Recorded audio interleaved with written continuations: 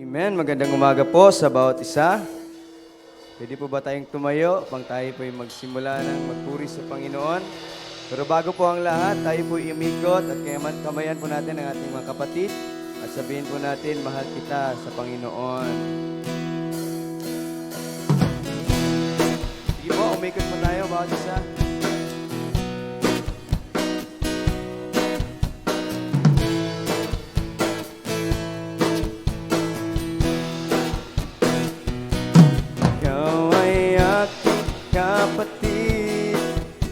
Mahal kong kapatid, sabay-sabay tayong purihin siya. Walang pagsubok na di kaya kung si Kristo'y nangunguna. Habang may pag-ibig magkaisa, ikaw ay aking kapatid, minamahal kong kapatid, sabay-sabay tayong purihin siya. Walang pagsubok na di kaya kung si Kristo'y nangunguna. Habang may pag-ibig magkaisa, ikaw ay aking kapatid, minamahal kong kapatid, sabay-sabay tayong purihin siya. Walang pagsubok na di kaya kung si Kristo'y nangunguna. Habang may pag-ibig magkaisa. Amen. Kaya sa umagang ito, ready po natin ang ating mga puso at tayo po ay magpuri sa Panginoon. Wala po. Tayo po ay umawit at let's welcome the Holy Spirit sa umagang ito.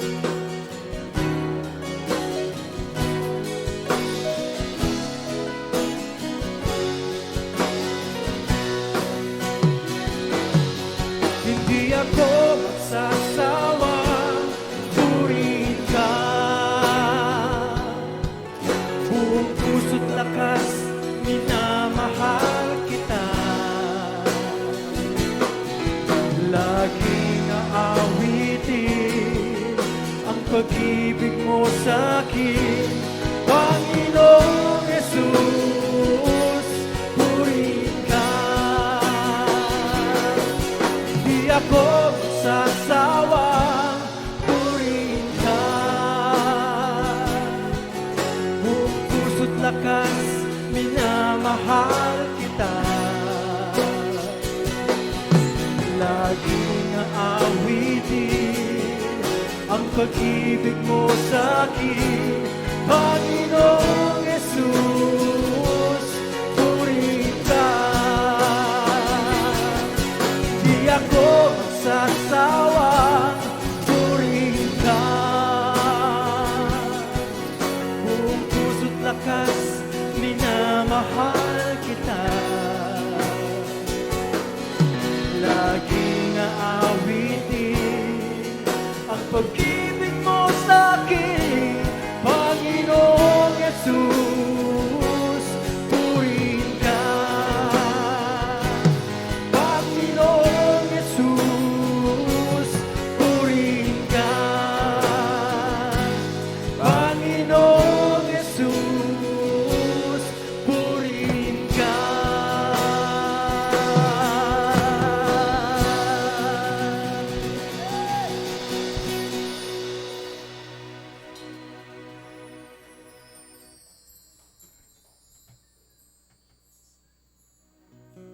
Tayo manalangin. Hallelujah, hallelujah, hallelujah. Purihin ka, Panginoon. Purihin ka, Panginoong Diyos. Dahil nakapadakila ka, Panginoon. Dakila ka, Panginoong Diyos. Hindi kami magsasawa, Panginoon, na purihin ka. Oh, hallelujah, hallelujah, hallelujah. Panginoong Jesus, maraming salamat. Patuloy kami, Panginoon, na lumalapit sa iyo. Nagpapakumbaba, nagpapasakop, Panginoon. Lord, sa umagang ito, Panginoong Diyos, anuman ang kalagayan ng aming mga puso, anuman, Panginoong Diyos, ang kalagayan ng iyong mga anak, Lord, lumalapit kami, Panginoon, nagpapakumbaba, humihingi kami, Panginoong Diyos, ng iyong kapatawaran. Anuman, Panginoong Diyos, ang nakikita mo, Panginoon, sa aming mga puso. Anuman ang karumihan, Panginoong Diyos, nakikita mo, Panginoon, sa aming mga kaluluwa. Lord, patawarin mo kami. Patawarin mo kami, Panginoon, sa sinadyaman namin, Panginoon, na kasalanan. Inisip man namin, Panginoon, patawarin mo kami, Panginoong Diyos, at linisin mo kami ng iyong banal na dugo. Ang iyong dugo, Panginoong Diyos, na buhos sa krus ng Kalbaryo. Patawarin mo kami, Panginoon, upang walang hadlang, Panginoong Diyos, na makalapit kami sa iyo sa umagang ito. Holy Spirit, you are welcome. You are welcome, Holy Spirit. Inaanyayahan ka namin, banal na Santong Espiritu, sa lugar na ito, na ikaw ang kumilos. Kumilos ka, banal na Santong Espiritu. Aliwin mo, banal na Santong Espiritu, ang mga puso na nagdurusa. Turuan mo ang iyong mga anak, Panginoon. Turuan mo kami, Panginoong Diyos. Turuan mo kami sa lahat, Panginoon, ng mga nais mo, Panginoon, na gawin namin at malakaran, Panginoon, sa iyong harapan. O Lord, napakadakila mo, Panginoon. Napakabuti mo, Panginoong Diyos, dahil ikaw ang aming Diyos na nagsalita, Panginoon, at nangako. Hindi mo kami iiwan ni pababayaan. Kaya't, Panginoong Diyos, umaasa kami, Panginoon, na ang iyong gabay, Panginoon, ang iyong pagmamahal, Panginoong Diyos, ay iparanas mo bawat isa sa amin. O Lord, ipinagkakatiwala namin sa iyo, Panginoon, anuman ang salita mo, Panginoong Diyos, na ibabahagi mo, Panginoon, sa umagang ito. Hayaan mo, Panginoon, ng aming mga tenga, ang aming mga puso ay bukas, Panginoong Diyos, na tumanggap sa iyong salita at maging ang iyong anak na gagamitin. Lord, hallelujah, hallelujah. Panginoon, hindi ang buhay niya, Panginoong Diyos, na makikita namin, kundi itago mo siya, Panginoong Diyos, sa likod ng iyong cross, upang ang iyong salita, Panginoong Diyos, ang siyang kikilos, Panginoon, sa puso at buhay ng bawat isa. At hayaan mo, Panginoon, na ang mga salita mo sa umagang ito ay magrema, Panginoon, sa aming mga puso. At ito, Panginoon, ay lalakaran namin, magagawa namin. O Shira Tahaya. Thank you, Lord. Thank you, Lord. Thank you, Lord. Maghari ka, Panginoon, sa iyong mga anak. Maghari ka, Panginoon, sa bawat isa sa amin sa umagang ito. At ang kapangyarihan mo, Panginoon, ang siyang maranasan namin. Ang iyong kapangyarihan, Panginoong Diyos, at pagpapala ay maranasan ng bawat isa sa amin. Walang lalabas, Panginoong Diyos, sa tahanan mong ito na hindi matatanggap, Panginoon, ang ibinigay mo na, Panginoong Diyos, at inalaan mo na, Panginoon, na pagpapala bawat isa. Thank you, Lord. Thank you, Lord. Maraming salamat, Panginoon. Ipinagkakatiwala na namin sa iyo, Panginoong Diyos, ang aming serbisyo sa umagang ito. Sa pangalan mo, Jesus. Amen. Thank you, Lord. Amen. Excited na po ba tayo magpuri sa ating Panginoon? Amen.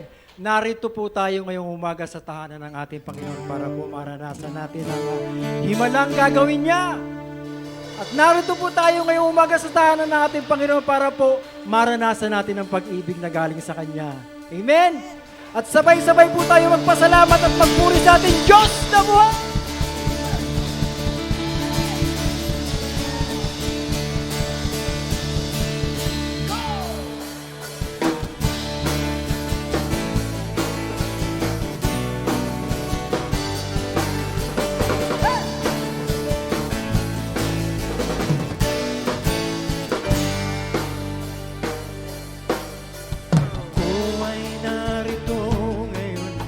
Naghihintay, naasama sa presensya mo'y muling maranasan. Ako ay narito ngayon, nananabik na makita, luwalhati ng iyong. Ako ay narito ngayon, naghihintay, inaasama sa presensya mo'y muling maranasan. Ako ay narito ngayon, nananabik na makita, luwalhati ng iyong mukha. Sumasayaw na kayo, tumatawa, nananabik na makita, muli mong pagbisita.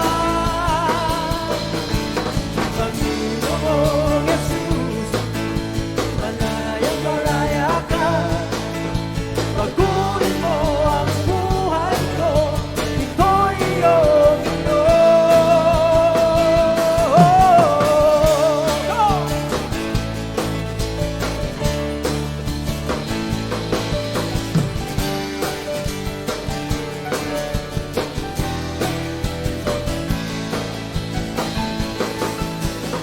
masayaw na lang, sa ganap tumatawa, nananabik na makita, muli mong pagbisita.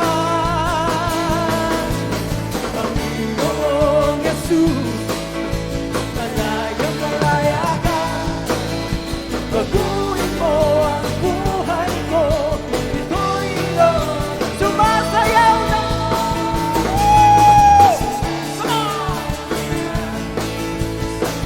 tumatawa, nananabik na makita,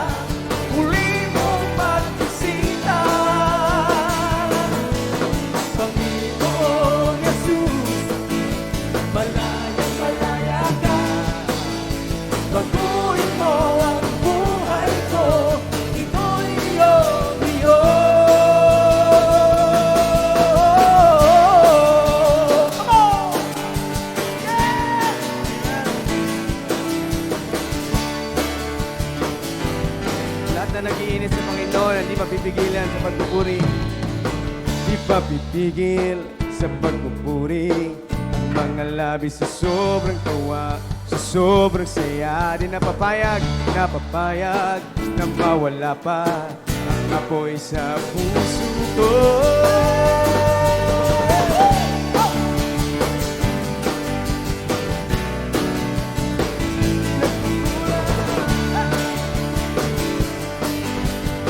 Di nagkukulang sa kabutihan. Pag-ibig mo'y aming natikman, aming nalasap. Yoko na sana, pero di na kaya ang apoy sa puso ko. Sobra-sobra, sobra-sobra, sobra-sobra ang biyaya niya. Sobra-sobra, sobra-sobra, sobra-sobra ang pag-ibig niya.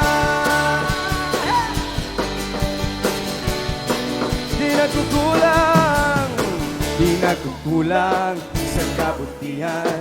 Pag-ibig mo'y aming natikman, aming nalasan. Yoko na sana, pero di na kaya ang apoy sa puso ko. Sobra-sobra, sobra-sobra, sobra-sobra ang biyaya niya. Sobra-sobra, sobra-sobra, sobra-sobra ang pag-ibig niya. Sobra-sobra, sobra-sobra, sobra-sobra ang biyaya niya. Sobra-sobra, sobra-sobra, sobra-sobra ang pag-ibig niya.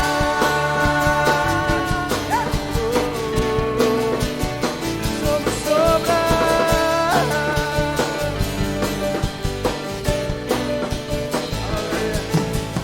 Sobra-sobra ang biyaya. Sobra-sobra ang biyaya. Sobra-sobra ang pag-ibig. Sobra-sobra ang pag-ibig. Sobra-sobra ang biyaya. Sobra-sobra ang biyaya. Sobra-sobra ang pag-ibig. Sobra-sobra. Sobra-sobra ang biyaya niya. Sobra-sobra ang biyaya niya. Sobra-sobra ang pag-ibig niya. Sobra-sobra ang pag-ibig niya. Sobra-sobra, sobra-sobra, sobra-sobra ang biyaya niya. Sobra-sobra, sobra-sobra, sobra-sobra ang pag-ibig niya. Sobra-sobra, sobra-sobra, sobra-sobra ang biyaya niya. Sobra-sobra, sobra-sobra, sobra-sobra ang pag-ibig niya. Sobra, grabe, sobra, grabe, sobra ang biyaya niya. Sobra, grabe, sobra, grabe, sobra ang pag-ibig niya. Sobra, grabe, sobra, grabe, sobra ang biyaya niya. Sobra, grabe, sobra, grabe, sobra ang pag-ibig niya.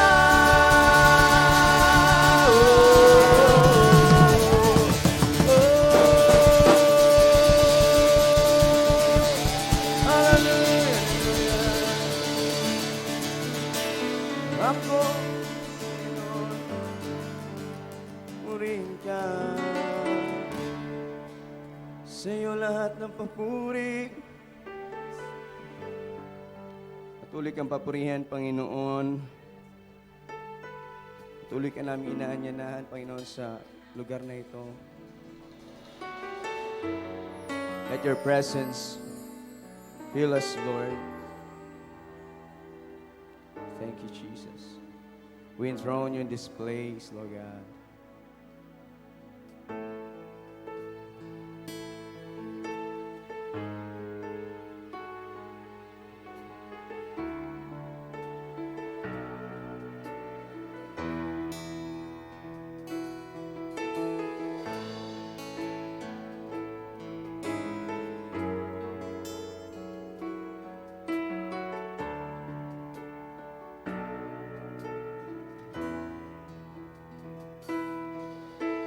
Jesus, we enthrone you. We proclaim you are King. Stand in your presence, standing here in the midst of us. We raise you up in our praise. Jesus, we enthrone you. Jesus, we enthrone you. We proclaim you are King. Standing here in the midst of us. We raise you up with our praise. Can we lift our hands to the Lord and sing it? And as we worship, fill your throne. And as we worship, fill your throne. And as we worship, fill your throne.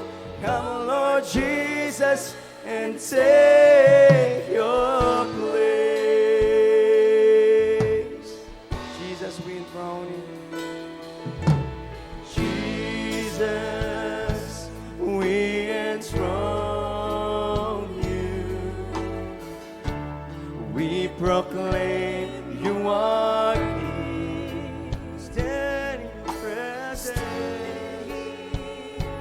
in the midst of. Oh, we raise you up. We raise you up in our praise as we worship. And as we worship, fill your throne.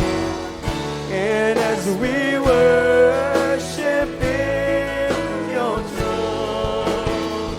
And as we worship, fill your throne. Come, Lord Jesus, and take. And as we worship,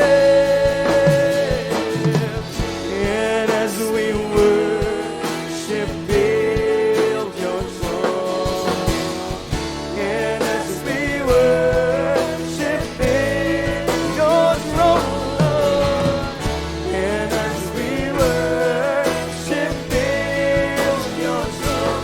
Come, Lord Jesus, and take your place. Oh.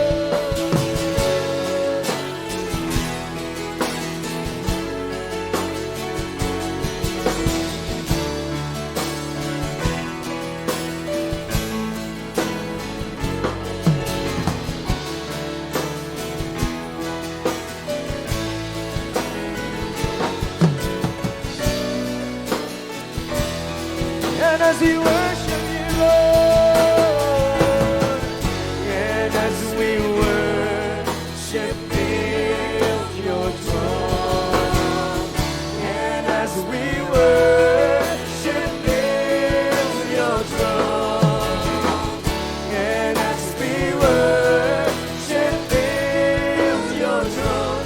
Come, Lord Jesus, and take your place.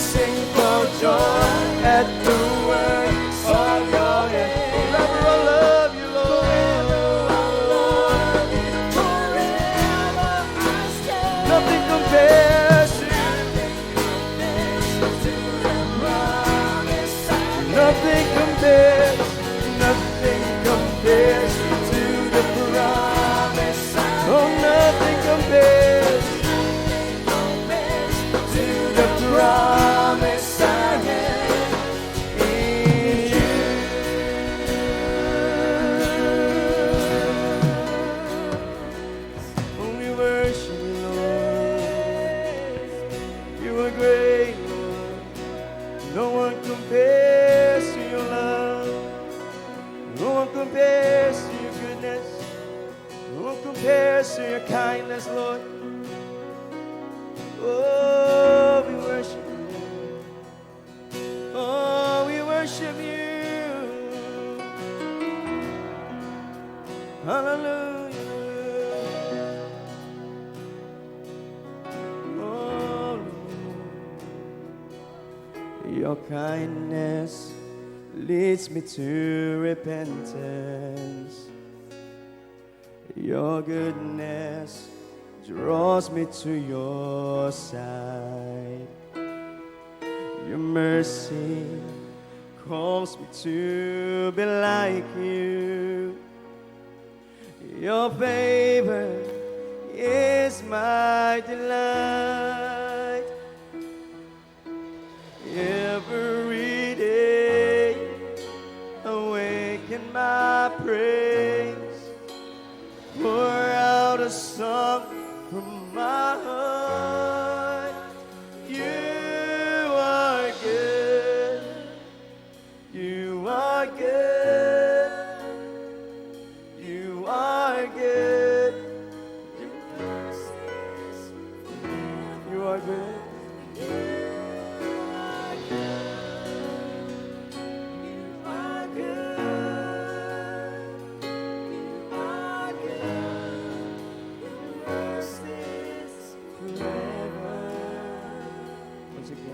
Kindness, your kindness leads me to repentance. Your goodness draws me to your side. Calls me to be like you, Lord. Your favor is my delight. Every day awaken my praise. Pour out a song from my heart. You are good. You are good. You are good. Your mercies forever. You are good. You are good. You are good. Your mercies forever. Your kindness is forever. Your goodness is forever. Your mercy is forever. Forever. Your kindness is forever. Your goodness is forever. Your mercy is forever. Forever.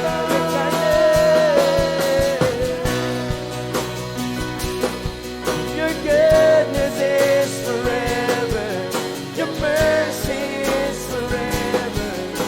Forever. You're good. You are good. You are good. You are good. Your mercy is forever. You are good. You are good. You are good. Your mercy is forever. You are good. You are good, Lord.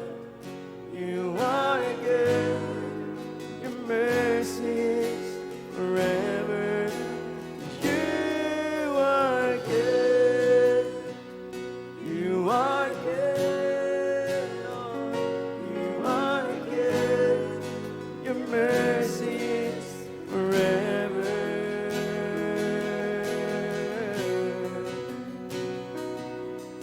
You are good. Your mercy is forever, Lord. We worship you. We worship you, Lord. We worship you, Jesus. Can we worship the Lord this morning? It's not about the song, it's about your heart. Yes, Lord. we glorify your name, Lord God. Panginoon, ang buhay na ito, Panginoon, ay tunay, Panginoon, ay para sa iyo. Upang purihin ka, sambahin ka, Panginoon. Hallelujah, hallelujah. Pura ba siya?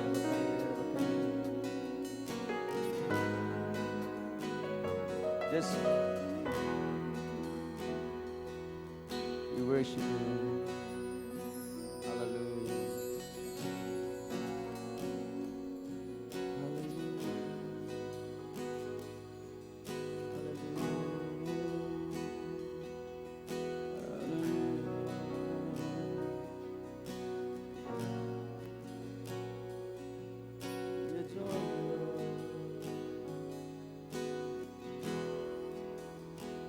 Jesus, you're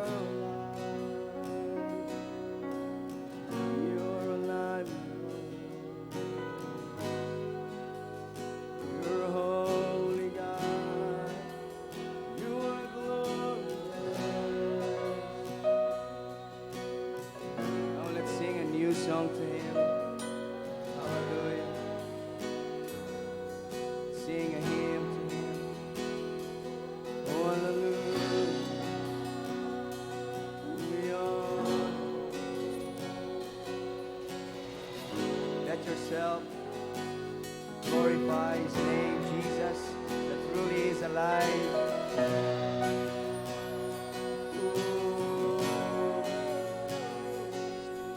Ano mang nangyayari, Panginoon, sa aming buhay, patuloy kami, Panginoon, na magpupuri sa iyo. Purihin ka, Panginoon. Pasalamatan ka, Panginoon, sa buhay na ito.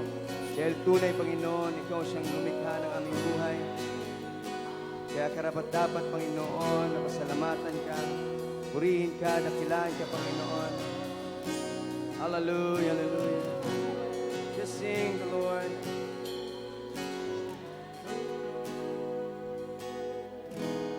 Hallelujah, hallelujah.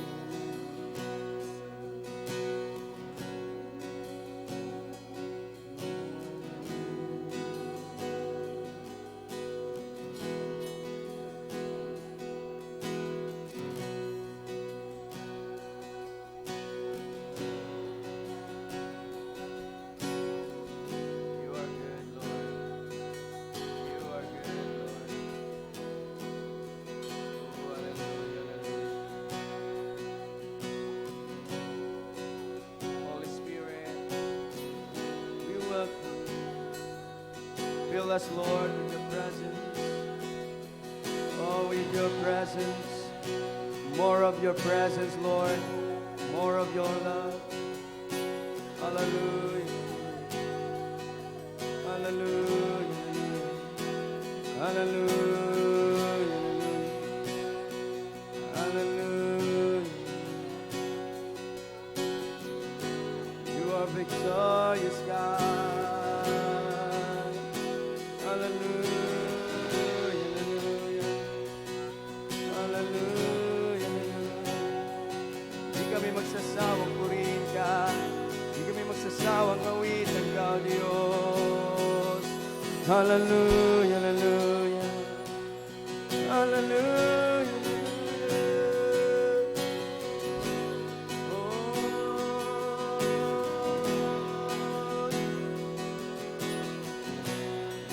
shout the name Jesus.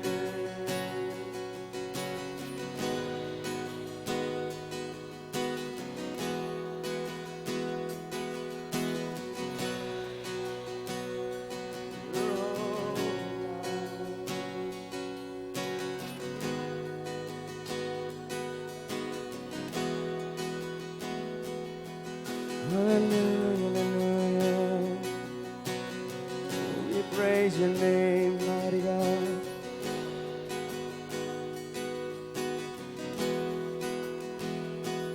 You're the name above all names. You are worthy of all praise. And my heart will sing, how great is our God.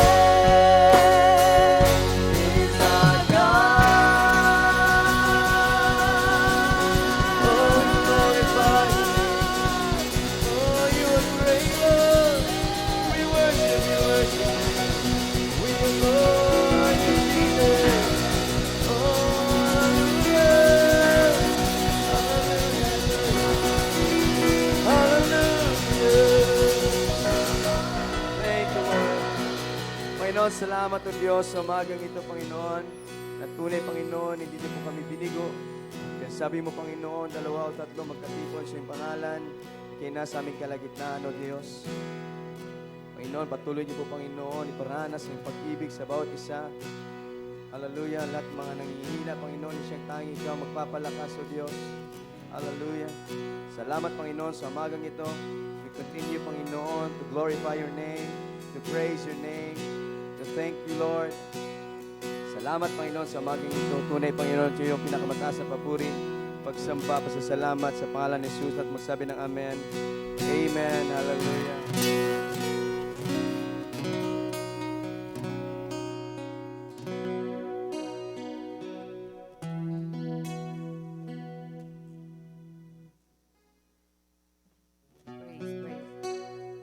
Praise God. Amen. Praise the Lord. Amen. Napakasarap po magpuri sa ating Panginoon. Amen. Amen. Minsan pa bigyan natin ng isang malakas sa palakpak ang ating Panginoon. Yes, Lord, you deserve all the praise, the glory, and the honor, O God. Hallelujah. Thank you, Lord. Bago po tayo mag-umpisa sa ating pong pag-aaral ng salita ng Diyos, sinatawagan natin lahat ng mga bata at naroon ay papanalangin natin.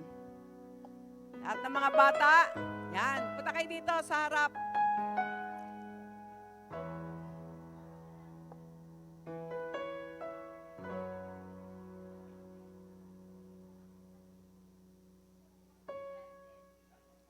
Yan.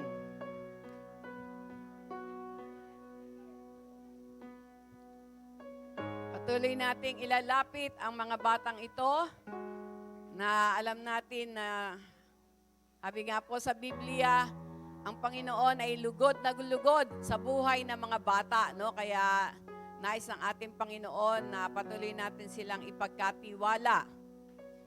Yan, praise the Lord. Okay, taas natin ang ating mga kamay at naroon na ipanalangin natin ang mga batang ito. Hallelujah. O Ama naming Diyos na makapangyarihan sa lahat, salamat sapagkat kayo nagsabi na huwag ilayo ang mga bata sa inyo.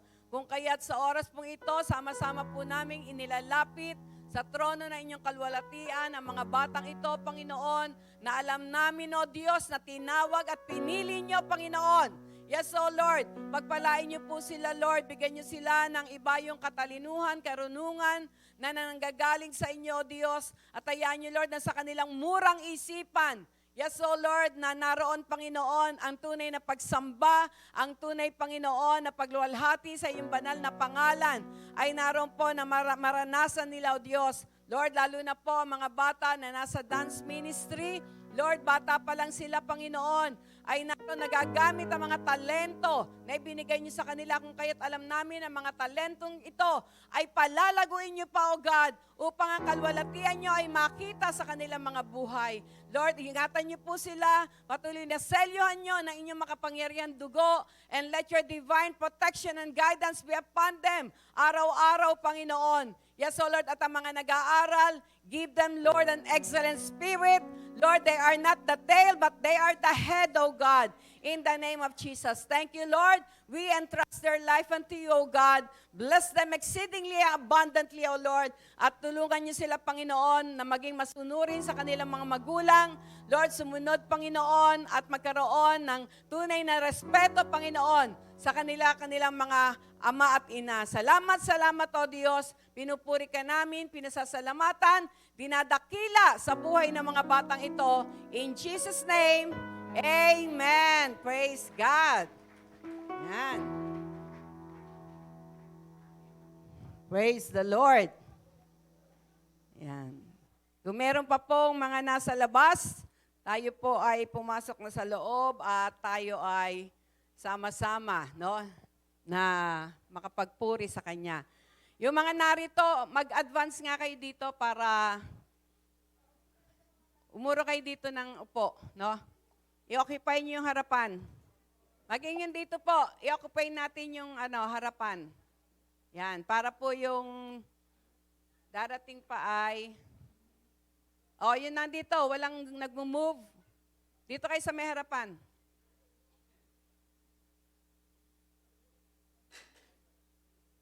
May kausap ba ako sa banda rito?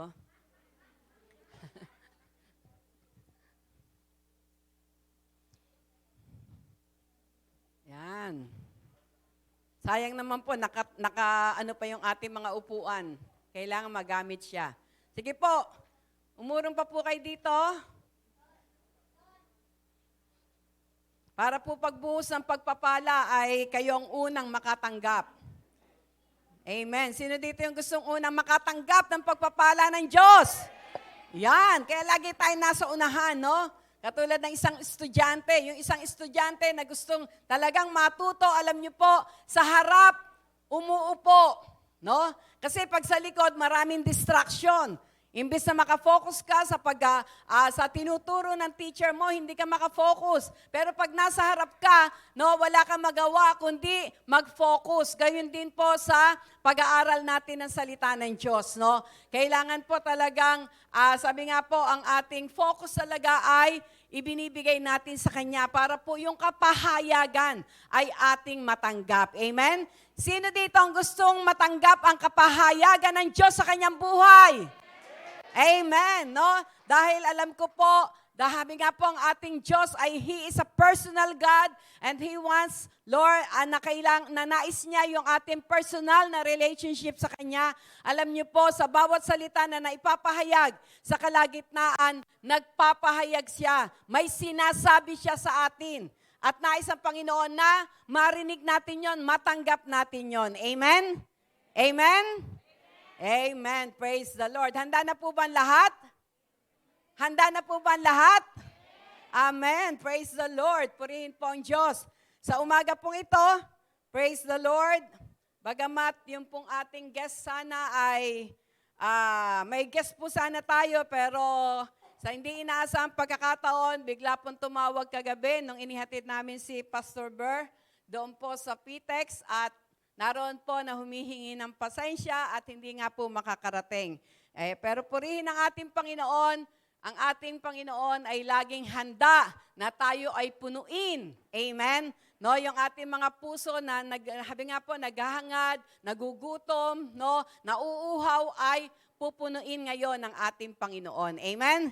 Praise the Lord. Sa umaga pong ito, amen, naroon po na ang tema po na inilagay ng Diyos, no, sa puso ni Bishop, na sa loob ng buwan na ito ng Abril, ay nais niya na talagang, sabi nga po, ay maitanim sa ating mga puso. No?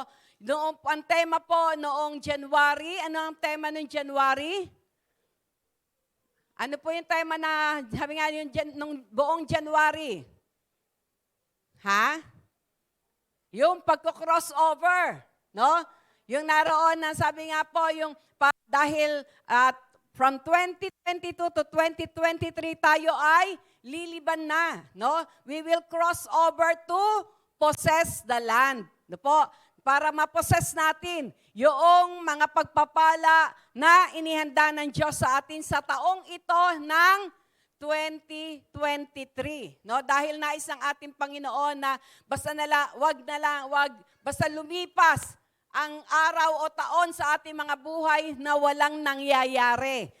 Nais po ng ating Panginoon, may mangyayari sa ating mga buhay. Amen? Nais niya na ma-possess natin yung kanyang inihanda. No? Possessing the land, lahat ng inihanda niya na mabubuting bagay ay matanggap natin sa taong ito na 2023. At nung buwan ng February, ano yung ating tema? Ano ang tema ng February? Ha? God's calling. No? God's calling. Nais ng ating Panginoon na maunawaan natin. No? Para ma-possess natin yung land na yon, para ma-possess natin yung, habi nga po, mga pagpapala o mga inihanda ng Diyos sa buhay natin, kailangan maunawaan natin na tayo ay tinawag at pinili ng Diyos. Amen? Dahil kapag hindi natin ito nauunawaan, no, naroon po na kahit nandyan na yung pagpapala, hindi mo matatanggap. Hindi mo ma-enjoy. Bakit? Kasi hindi mo alam na para sa iyo yun eh. No? Naalala ko yung isang kwento na merong isang tao, merong isang tatay na siya ay umuwi, no, sa kanilang probinsya. At ang kanya, sa probinsyang inuwian niya, kailangan siya ay magbarko. Kaya siya ay kumuha ng ticket doon sa Tugo, no? Kumuha siya ng ticket para makauwi siya doon sa kanila, no? At nung siya ay naroon na doon sa barko, no? Nagkataon na talagang eksaktong-eksakto lang yung kanyang pera para doon sa ticket, no? Pero ang sabi niya nga, basta ang mahalaga makauwi ako, no? Kahit na wala na akong pera at talagang itong ticket na ito lang, no? Yung pera ko ay para dito lang sa ticket na ito, no? Kaya po siya ay naroon na sumakay na doon sa barko, no? Ang biyahe, 2 araw at kalahati. No? 2 araw at kalahati ang biyahe. Kaya nung siya po ay naroon na nakasakay doon sa barko, no? Nung una, masaya pa siya dahil nga naroon na dahil excited siya na makauwi sa kanila, no? Lumipas ang isang maghapon, no? Naroon po na medyo kumakalam na yung kanyang sikmura. Wala siyang pera, no? Sabi niya nga ay, yung ticket, yung pera niya ay talaga para lang doon sa ticket. Kaya alam niyo po, talagang naroon po na siya ay umupo na lang sa isang tabi, naroon na hinayaan niya na makalipas na lang yung kalam ng kanyang sikmura, no? At nung maggagabi na, sabi niya, idadaan ko na lang to sa tulog, no? Dadaan ko na lang to sa tulog. At maaaring para makalimutan ko yung pananakit ng aking tiyan, no? Basta ang mahalaga, makauwi ako sa amin. Yun ang niya, kaya yun nagbibigay ng excitement sa kanya. At nung gabi nga yon, dinaan niya sa tulog yung kanyang gutom at nakaraos naman siya, no? Nakaraos naman siya doon sa gutom na yon. At kinabukasan, the second day, kasi 2.5 days, naroon na naman na nilibang niya yung kanyang sarili. Nag-ikot-ikot siya, tinignan niya yung paligid, no? Para naroon na makalimutan niya yung gutom niya. At pag naman naroon ka sa barko, lalo na pag nandun sa gitna, halos wala ka nang makita, no? Panay tubig na lang yan. At dahil dito, medyo napagod din siya sa paglalakad, sa pag-iikot, at bumalik siya doon sa kanyang pwesto. At ayun na naman, no? Umano na naman yung kanyang sikmura, yung kanyang tiyan, na nagsasabi na siya ay nagugutom. Pero wala siyang pera, no? At minsan ginagawa na lang niya, kumukuha siya ng inumin, no, para makaraos siya, no? Humingi na lang siya ng inumin doon sa kusina ng barko. Minsan naiinggit siya doon sa mga taong kumakain. Siya wala kasi siyang pambili, no? Kaya nagtiis siya na nagtiis. Hanggang sa kinabukasan, naroon na padaong na yung barko doon sa destinasyon. At alam niyo, may isang crew na lumapit sa kanya. At ang sabi sa kanya, Manong, ang sabi niya, ay lagi pong naano yung aking paningin sa inyo, napupuna ko po na hindi man lang kayo kumakain, no? 2 araw at kalahati tayo na naglalakbay pero hindi kayo kumakain, no? At alam niyo po ang sabi ni Manong, sabi ng tatay na yon, sabi niya, oo, kasi wala akong wala akong pera eh. Basta talagang ang gusto ko lang makauwi ako sa amin at praise God, no? Nandito na tayo sa destinasyon. Ang sabi po ng crew, hindi niyo po ba alam na yung ticket na binili nyo ay may kasamang pagkain yan. No? May kasama yung pagkain. Na dapat po, magmula nung kayo'y sumakay hanggang sa kayo ay makarating dito, no? Mayroon po yung kasamang meal. Kaya nakita nyo yung mga tao nagkakainan. Pero dahil sa kakulangan po ng kaalaman, no? Nagtiis siya. No? Nagtiis siya. Alam niyo po, ganun din po ang maraming Kristiyano. Dahil sa kawalan ng kaalaman o hindi alam ang katotohanan, nananatili sila nagtitiis sa hirap. Na minsan sinasabi nila na, Lord, ito yata ang kalooban nyo na ako'y naghihirap. Pero ang sabi ng Panginoon, di ba? I came here to give you life and have it more abundantly. Ang kalooban ko ay magbigyan ka ng buhay at ng kasaganaan nito. No? Kaya alam niyo po ba, ang sabi sa Biblia, my people perish because of lack of knowledge. No? Ang aking mga tao ay napapahamak dahil hindi nila alam ang kanilang, habi nga, kulang sila sa kaalaman. Kulang sila sa kaalaman ng pangako ng Diyos. Kulang sila sa kaalaman ng mga kaparaanan ng Diyos. Dahil ang sabi nga sa Isaiah 55, ang kanyang kaparaanan ay higit sa ating kaparaanan at ang kanyang kaisipan ay higit sa ating kaisipan.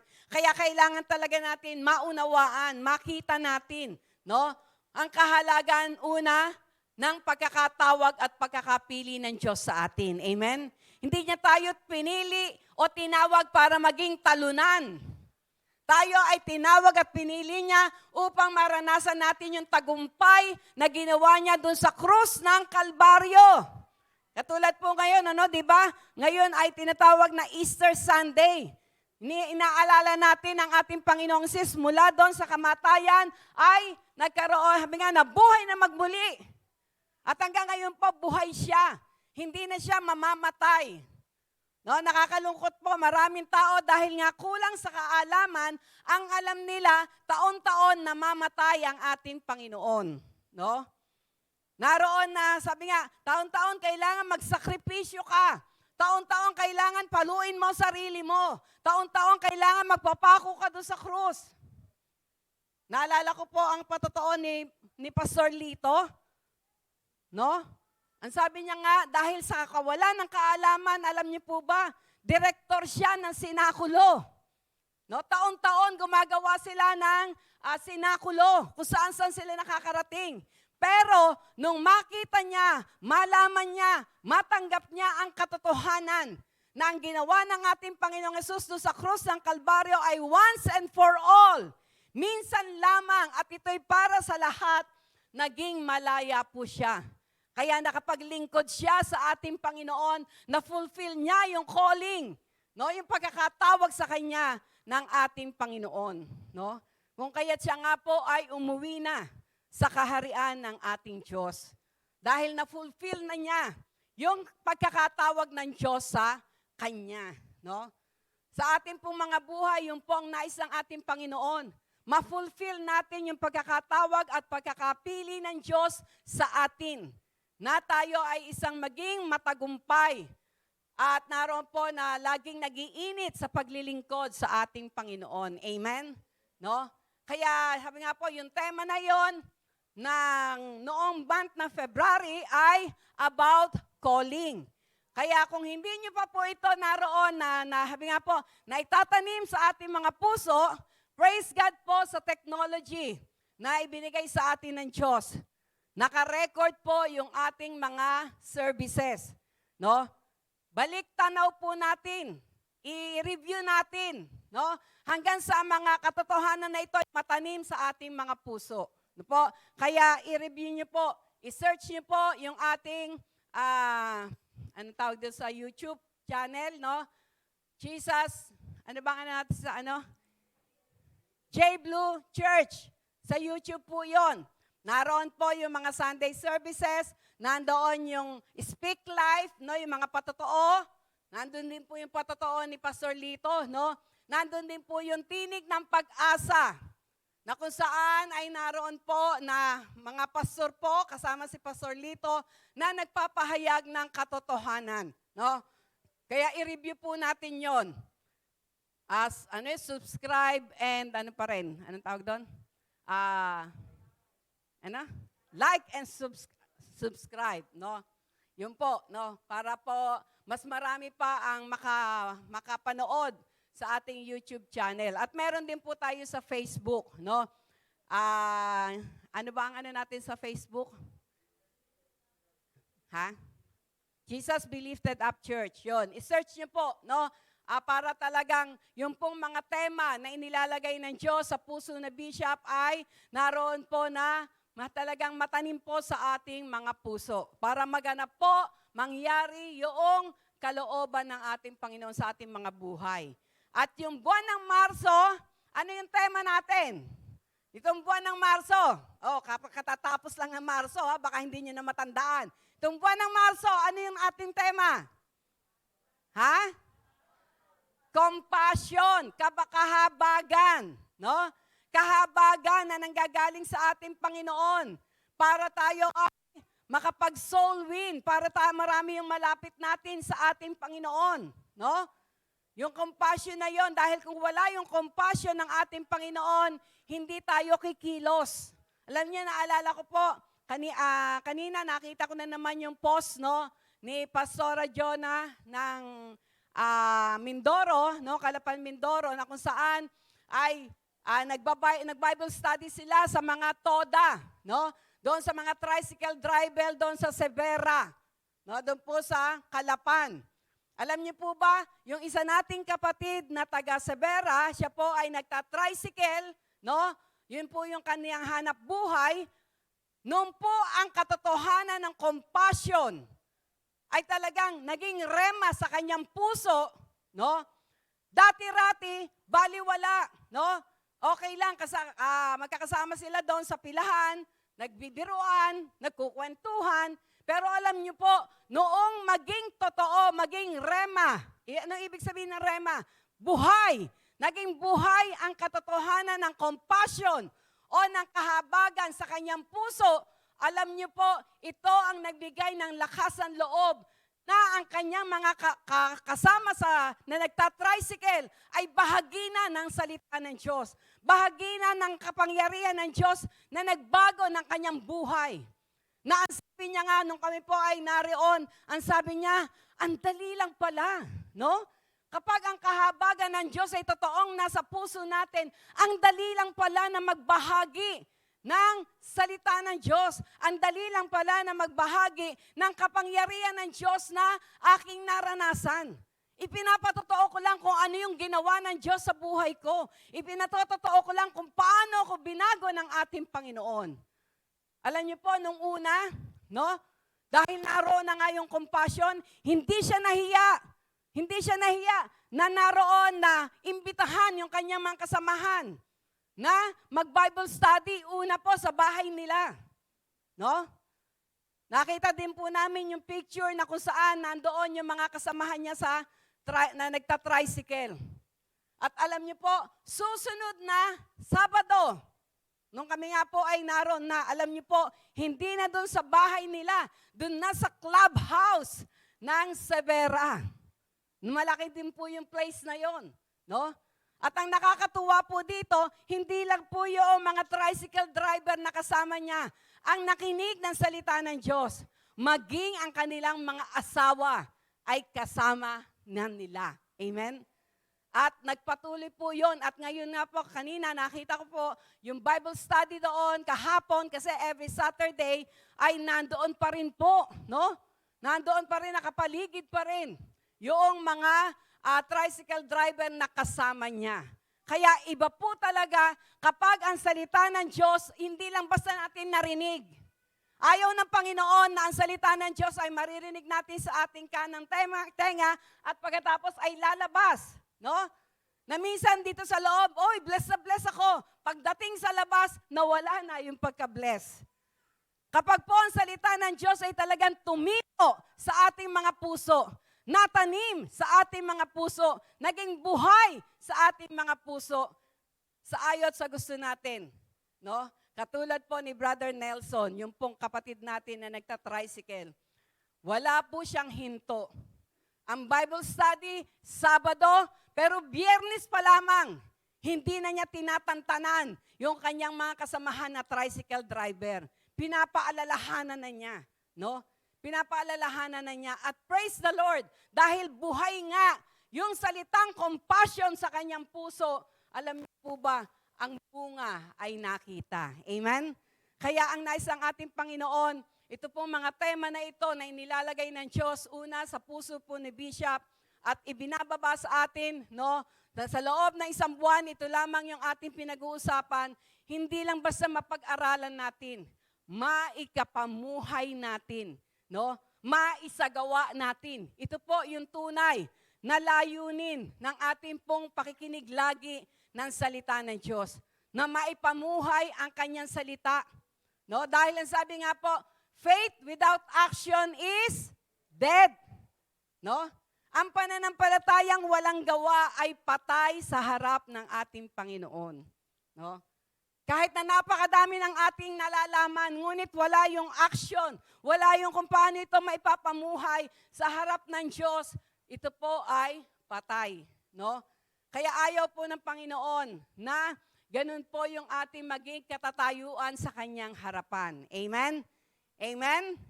Amen? Amen. No? Kaya po yung mga katuruan pong yan, praise the Lord, pwede niyo pong ulit-ulitin, no? Ulit-ulitin po. Makinig po tayo. I-play niyo po, i-play hanggang sa talagang matanim sa ating mga puso. Kasi alam niyo, si Haring David, ang sabi niya, nakita niya yung katotohanan na talagang kailangan ang salita ng Diyos ay nasa puso. Kaya ang sabi niya, Panginoon, ang salita niyo ay itinago ko sa aking puso upang ako ay hindi magkasala. No? Hindi nakatago sa notebook niya. Hindi nakatago doon sa iPad niya. Nakatago sa kanyang puso. Your words have I hidden in my heart that I might not sin against thee. No? Yun po yung naroon na nais ang ating Panginoon. Na talagang yung salita niya ay maging rema. No? Maging buhay. Maging makapangyarihan. No? Para po yung tunay na katagumpayan ay ating maranasan. Amen? Dahil sabi nga po, ang salita ng Diyos, ito ay logos. Ano ibig sabihin ng logos? Ito ay written word, nakasulat, nasa Biblia. Pero ayaw ng Diyos na hanggang dun lang. Ayaw niya na written word lamang ang salita ng Diyos. Ang nais ng Panginoon, it becomes rema, maging buhay at makapangyarihan. Amen? Praise the Lord. At sa buwan po na ito ng Abril, ang bago pong tema na nais ng Diyos na hindi lang basta natin malaman, kundi maranasan natin, maipamuhay natin, ay ang matatagpuan sa Genesis chapter 9, verses 9 nga ba yun? Teka. Ito ay tungkol sa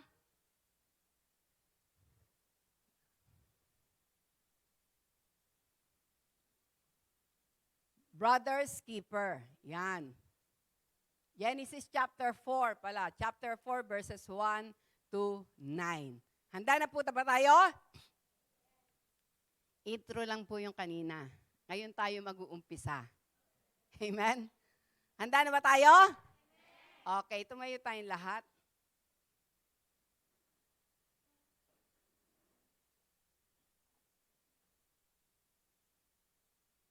Sama-sama po natin basahin ang buhay at makapangyarihang salita ng Diyos.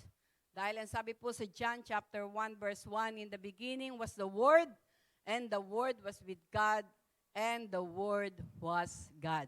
Kaya kailangan po, kapag po ang salita ng Diyos ay ating pong binabasa, nandun po yung reverence. O nandun yung tunay na, habi nga po, pagsamba, o naroon respeto natin dahil ang kanyang salita, no, the word is God, no, siya mismo 'yon. Kaya kapag po nakita ng Diyos yung reverence natin sa ating mga puso about His word, no, makikita po natin ito po ay kikilos na makapangyarihan sa ating mga buhay. Amen? Amen. Sabay-sabay po natin basahin Genesis chapter 4 verse 1 to 9. And Adam knew Eve, his wife, and she conceived and bare Cain and said, I have gotten a man from the Lord. And she again bare his brother Abel, and Abel was a keeper of sheep, but Cain was a tiller of the ground.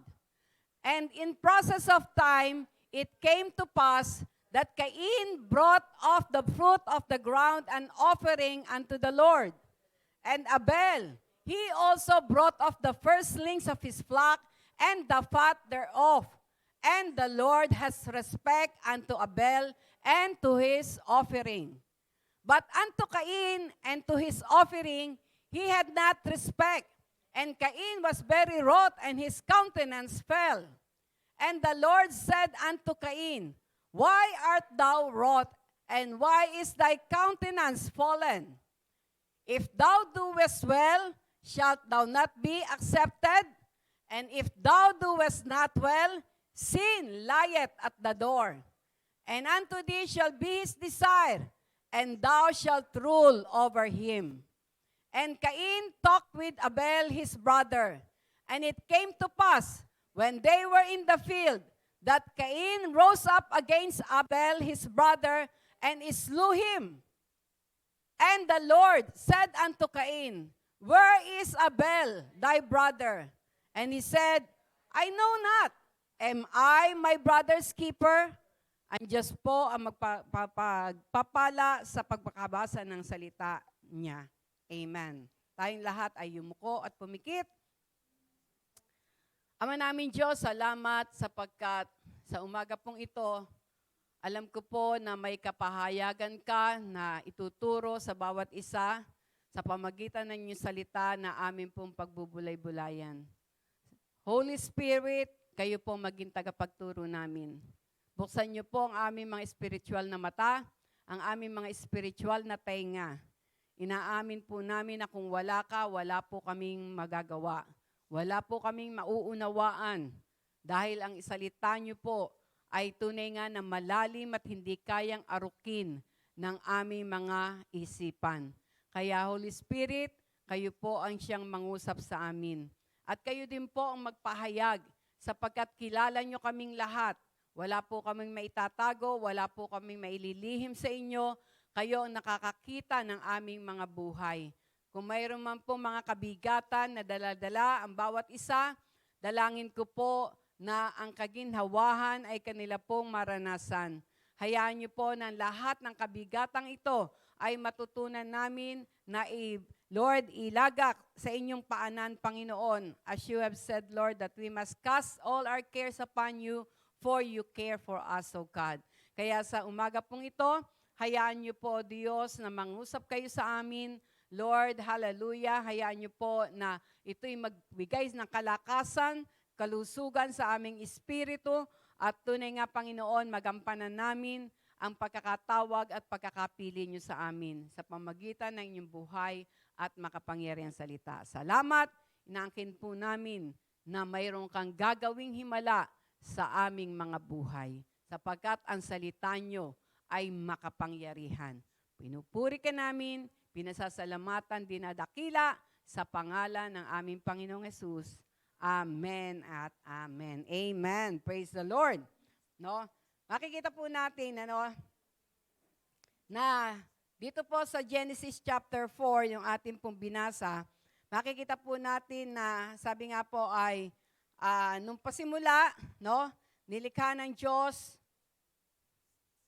ang ating unang ninuno na si Eva at si Adan, Yan. Teka.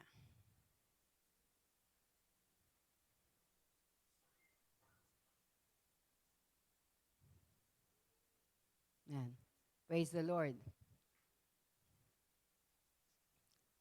Ang sabi nga po sa aklat ng Genesis, sa Genesis chapter 2, na hindi mainam na ang tao ay nag-iisa. Nung una, nag-usap-usap ang God the Father, God the Son, and God the Holy Spirit. Gusto nila na hindi lang sila naroon na sabi nga ay ang naroon na nag-uusap-usap. Kaya ang sabi ng Panginoon, let us make man according to our own image and likeness. Kaya nilikha nila ang tao ayon sa kanyang wangis, At naroon po na ang unang nilikha ay si Adan. Pero doon sa unang creation, makikita natin na ang unang nilikha ng Diyos sa pamagitan lang ng salita, ay ang langit ang lupa, no? Ang mundong ito, ang mga halaman, ang mga hayop, no? Lahat ay kinreate, no?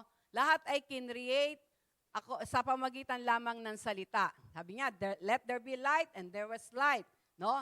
Let there be firmament of waters, no? Yung mga tubig, no? Naroon na lahat 'yan ay sa pamagitan lamang ng salita. Although, ang sabi nga po sa bawat paglikha ng Diyos sa pamagitan ng kanyang salita, nandoon ang sabi niya, ang mga ito ay mabuti. No? Mabuti. Pero, pagkatapos po nito, no, naroon po na nakita niya na walang isa man doon sa kanyang nilikha na ayon, no, sa kanyang salita, na parang magbibigay ng kaaliwan sa kanyang puso. No? Kaya, ang sabi nga, lumikha tayo ng tao nang ayon sa ating wangis, no? Let us made man according to our own image and likeness. At ito nga po ay ang tao, no? Kaya nung unang nilikha ng Diyos ay si Adan, no? Una niyang nilikha si Adan. At nung nandoon na po si Adan, no, binigyan niya ng buhay, ang kanyang banal na dugo, hinawak niya ng putik, inanyuan ng tao at hiningahan ng buhay. No? Kaya po, itong mga physical nating ito po ay galing sa putik. No? Kaya ang sabi nga po, yamang sa alabok, ikaw ay galing, sa alabok, ikaw ay babalik din. No? Kaya katulad po si Pastor Lito, no? Yung nakikita po natin sa labas ngayon, ito po yung alabok na lang. No? Kaya sabi nga po, darating sa punto na ang katawan na yon ay magiging alabok na lang dahil yon po ay galing sa alabok. No? At ang pinakatayo ay yung ating espiritu na may kaluluwa. No? Yung breath of life na yon na ibinigay ng Diyos. No? At nandun po nung si Adan po ay nalikha, no? Siya yung nagbigay ng pangalan sa lahat ng klase ng hayop, ng mga halaman, siya rin ang nagbigay. Pero nakita ng Diyos na ang sabi niya nga, hindi mainam na nag-iisa ang tao. Kaya naroon po na si Adan ay pinatulog at habang natutulog si Adan, kinuha ng Diyos ang isa sa kanyang tadyang at ito po ay nilikha niya na babae. No? Kaya nung si Eva ay nariyan na, no? Ay, sabi ni Adan, this is my bone of my bone and my flesh and my flesh of my flesh, I will call him woman. No? Sapagkat ang babae ay galing sa lalaki. No po? Kaya dahil doon, naroon po na sila nagkaroon ng unang kasalan doon sa Garden of Eden. No? Kinasal mismo ng Diyos si Adan at si Eva at sinabi na go ye and multiply. No? At yun nga po, unang pinanganak ni Eva ay si Cain, no? At pagkatapos ay si Abel. Sila yung unang mga anak ng ating mga ninuno na si Eva at si Adan. Po. At makikita po natin na kung titingnan po natin, naroon po sabi nga po, ang napakasayang buhay dahil personally, no, ay nagkakaroon sila ng pakikipag-ugnayan sa Diyos, no? Pag nagpunta ang Diyos o no, ang Panginoon doon sa Garden of Eden, nakikipag-fellowship siya, no? Sa unang nilikha niya na si Eva at si Adan, po. Naroon yung kanilang at sabi nga niya, ang lahat ng nakatanim diyan lahat, sa inyo lahat 'yan. No, wag niyo lang kakainin yung bunga ng halaman na may sabi nga yung bunga nito ay malalaman niyo ang tama at mali, no? At makikita po natin na dahil po naroon na sabi nga po ay siguro si Eva dahil walang ginagawa, no? Nagpasyal-pasyal, napapunta doon sa punong yon, no? Na kung saan ang bunga ay pagkaalam ng mabuti at masama, no? At dahil dito, nagkaroon ng pagkakataon ang kaaway na siya ay malapitan o makausap, no? Alam niyo, kapag po tayo ay lumalabas sa kalooban ng Diyos, no? Lumalabas tayo sa presensya ng Diyos, no? Ang diablo po, katulad ng sinabi sa aklat ng Pedro, the devil is like a roaring lion seeking whom he may devour, no? Nagbabantay po siya. At ng pagkakataon na yon, nakita niya si Eva, no? Umalis doon sa kalooban ng Diyos. Bakit? Dahil ang sabi ng Diyos sa kanila, huwag kayong lalapit doon sa punong yon, no? Ni kakain ng bunga. Pero si Eva, no, ay umalis doon sa kalooban ng Diyos. Kaya ang kaaway ay nagkaroon ng pagkakataon na una ay siya ay kausapin at linlangin, no? At dahil nga siya ay wala na doon sa presensya ng Diyos o sa kalooban ng Diyos, ang panlilinlang ng kaaway ay nakapasok. Kaya ang sabi nga po, nagkaroon ng unang pagsuway, no? Nagkaroon ng unang pagsuway, no, sa tao sa pamagitan po ng pagkain niya ng bunga na iyon. At hindi lang po ganon, no? Hindi nagkasya o hindi nakontento si Eva na siya lang ang magsumuway sa Diyos, no? In-encourage niya pa si Adan na tikman din ito, no? At naroon na sabi nga ay tinikman din ni Adan, lumabas din siya doon sa utos ng Diyos. Kaya ano ang nangyari, no? Dumating sa punto na nakita nila na sila ay hubad. Nakapasok ang takot sa kanilang mga puso. Kaya nagtago sila sa Diyos. At nung minsan ang Diyos ay naroon na pumunta doon sa Garden of Eden, no? Tinawag nila, no? Wala doon sa kanyang presensya yung unang tao na si Eva at si Adan. Nagtatago na sila. Ang sabi, Adan, Eva, nasaan kayo? At nung pagkakataon na yon, ang sabi nga, nandito po kami. Natatakot po kami humarap sa inyo sapagkat kami ay hubad. No? At dahil dito, naroon na, sabi nga ng Diyos, nalaman niya na sumuway na sila sa kalooban ng Diyos. No? At para sila ay muling makaharap, no? Sa kanyang presensya, ang ginawa po ng Diyos, nagkatay ng hayop at yung naroon na balat ng hayop na yon ang siyang naging panakip, no? Nag-shed ng blood, kinuha yung skin noong hayop na yon, no? At itinakip sa kanila. No, kaya sila ay nakaharap. Pero bagamat sila ay nakaharap sa Diyos, no, sila ay napaalis na doon sa Garden of Eden. Nakapasok na yung sumpa. Kaya sabi nga, kung dati-rati namimitas lang sila ng pagkain nila, no, napakarami ng kanilang naroon na pwede nilang kainin, hindi sila magugutom kahit kailan.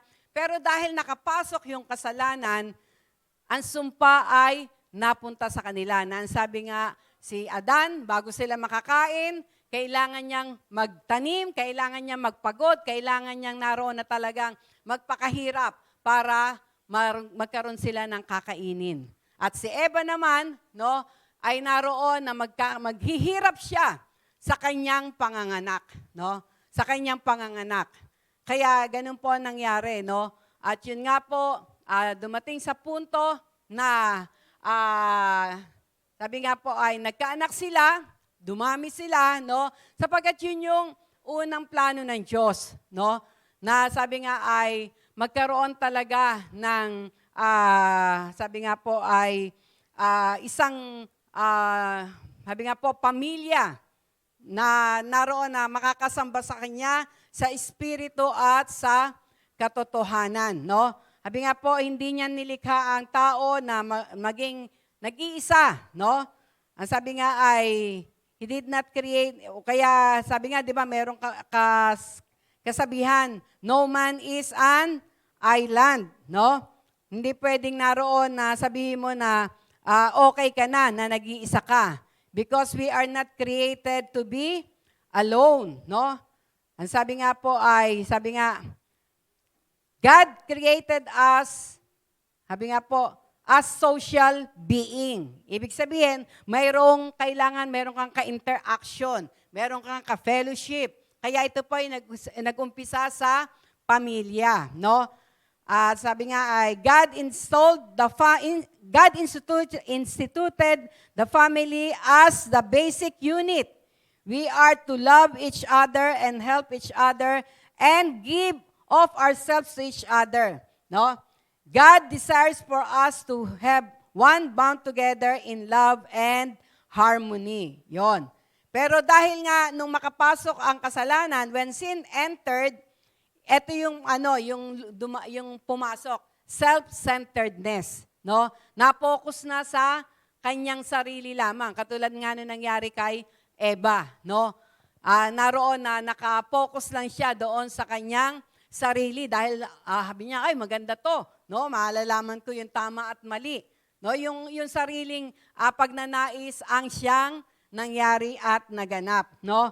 Kaya makikita natin, sabi nga ay self-centeredness began in the heart and mind of Eve, na ang sabi doon, kaya naroon po na pumasok, no? Pumasok yung sabi nga po kasalanan, no? At hindi lamang po 'yon, ang kasalanan ay namana ng kanyang mga anak. Kaya alam nyo, totoo yung sinabi doon sa Roma chapter 6, verse 23, no? That all men have sinned and fall short of the glory of God. No? Kaya, sabi nga, ang lahat ay nagkasala at nagkapos sa kaluwalhatian ng Diyos. No? Kaya po, makikita natin na pagkasilang pa lang natin, meron na tayong minanang kasalanan. No? Kaya walang makapagsasabi, di ba? Kaya sabi nga doon sa 1 John 1:8, ang sino man na nagsasabing siya ay walang kasalanan, niloloko niya ang kanyang sarili. Dahil ang sabi doon sa verse 9, for all, sabi nga, lahat ay nagkasala at nagkapos sa kaluwalhatian ng Diyos. Pero ang sabi doon sa 1 John 1:9, but if you will confess your sins, He is faithful and just to forgive you and cleanse you from all your unrighteousness. No? Kaya makikita po natin na talagang katotohanan na ang kasalanan ay naka-embed o embedded sa ating mga buhay, no? Sa ating mga kaluluwa. No? Dahil nga po doon sa unang kasalanan na nagawa ng ating mga ninuno. No? Kaya po, naroon po na hanggat ang isang tao ay hindi nag-acknowledge na siya ay naroon na makasalanan, hindi niya gagawin na siya ay lumapit sa ating Panginoon. Dahil sa kanyang sarili, no, alam niya na siya ay walang kasalanan. Kaya hindi niya kailangan ang tagapagligtas. Hindi niya kailangan yung kapatawaran na ibibigay ng ating Panginoon. No? Alam niyo po ako gusto ko ipatotoo sa inyo, yung hindi pa nakakarinig ng patotoo ito. Nung una po, no, hindi ko ma-acknowledge sa aking sarili na ako ay may kasalanan. No, bakit? Dahil katulad nga po yung sinasabi ko, no, hindi ako lumaki ng mabarkada, na may bisyo, no? Sa tingin ko po, straight ang buhay ko, no? Nag-aaral ako mabuti, no? Naroon to, tulong ako sa aking pamilya, wala akong barkada, no? Kumbaga, hindi ako naging sakit ng ulo ng aming pamilya, ng aking nanay at ng tatay.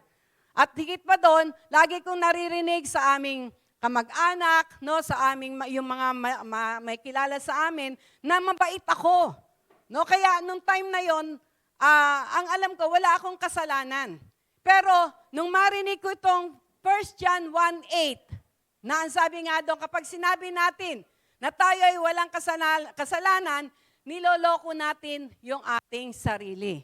At nung pong marinig ko yon, alam niyo po, bigla-bigla pong nag-flash sa akin. Yung pong aming ginagawa na magkakapatid. Ano po ba yon?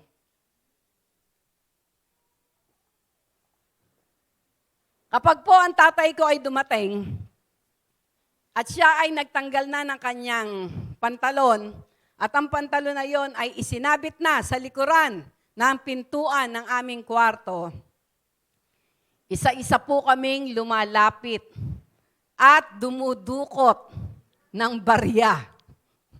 no? Isa-isa kami, hindi, kumbaga, hindi lang ako. Kumbaga, ginagawa namin, no, na magkakapatid. Dahil alam namin, may laman. Laging may laman yung bulsa ng tatay ko. Kaya kami po ay naroon na pumupunta doon, no, doon sa likod ng pintuan at isa-isang humukuha ng bariya.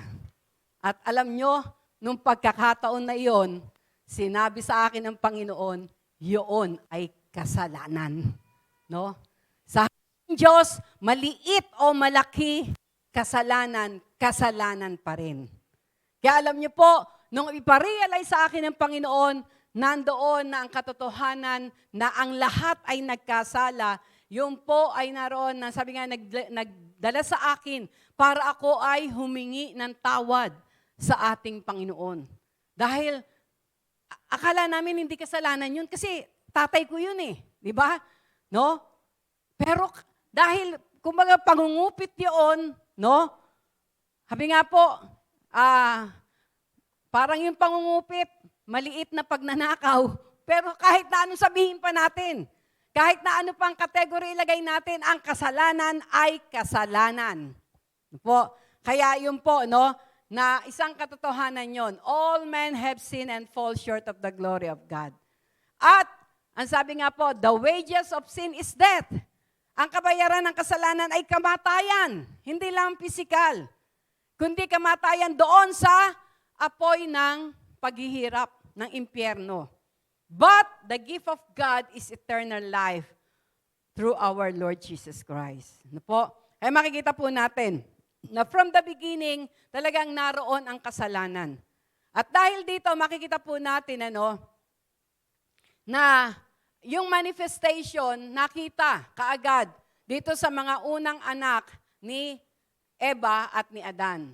No? Sa pagkakataon na yon, maaaring si Adan ay itinuro sa kanila. No? Itinuro sa kanila yung tamang pag-worship, yung tamang pagsamba sa Diyos, na kailangan ay mayroong dugo na mabubo. No? Kaya sila ay nagkakatay ng tupa, ng at yun yung kanilang, sabi nga ay, ini-offer para sumamba. No po?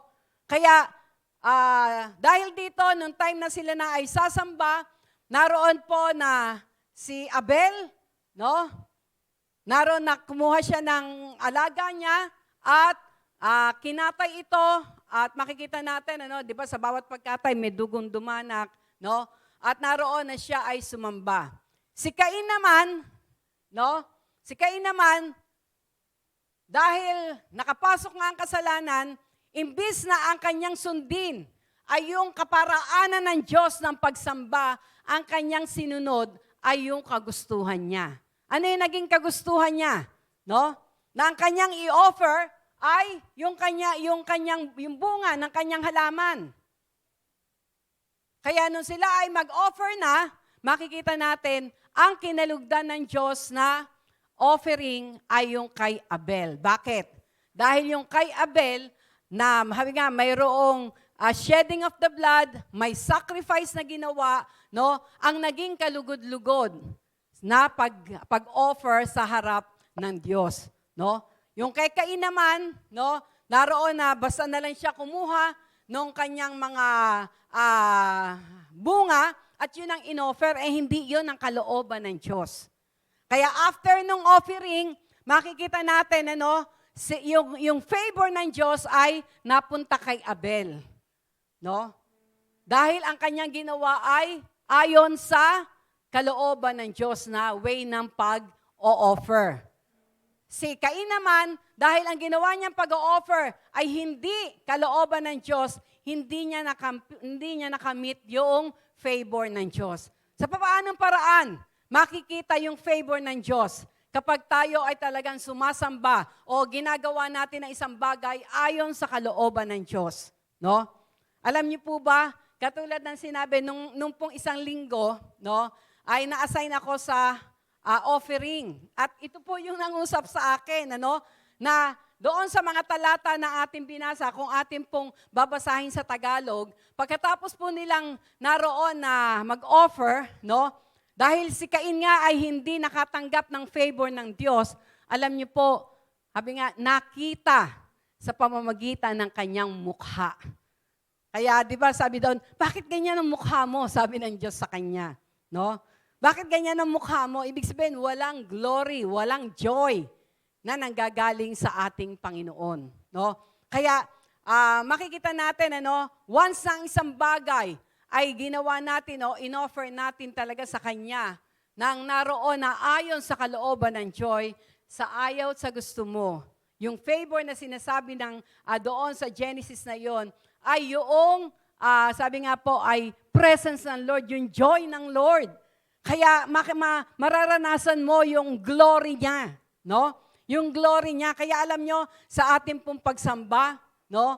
Naroon na ang tinitignan niya ay yung talagang mayroong sakripisyo, no? Yung sakripisyong pagsamba sa Kanya. Na minsan nakakalungkot, pag time ng worship, no? Naroon na kumakanta ka pero hindi ka nakafocus sa Kanya.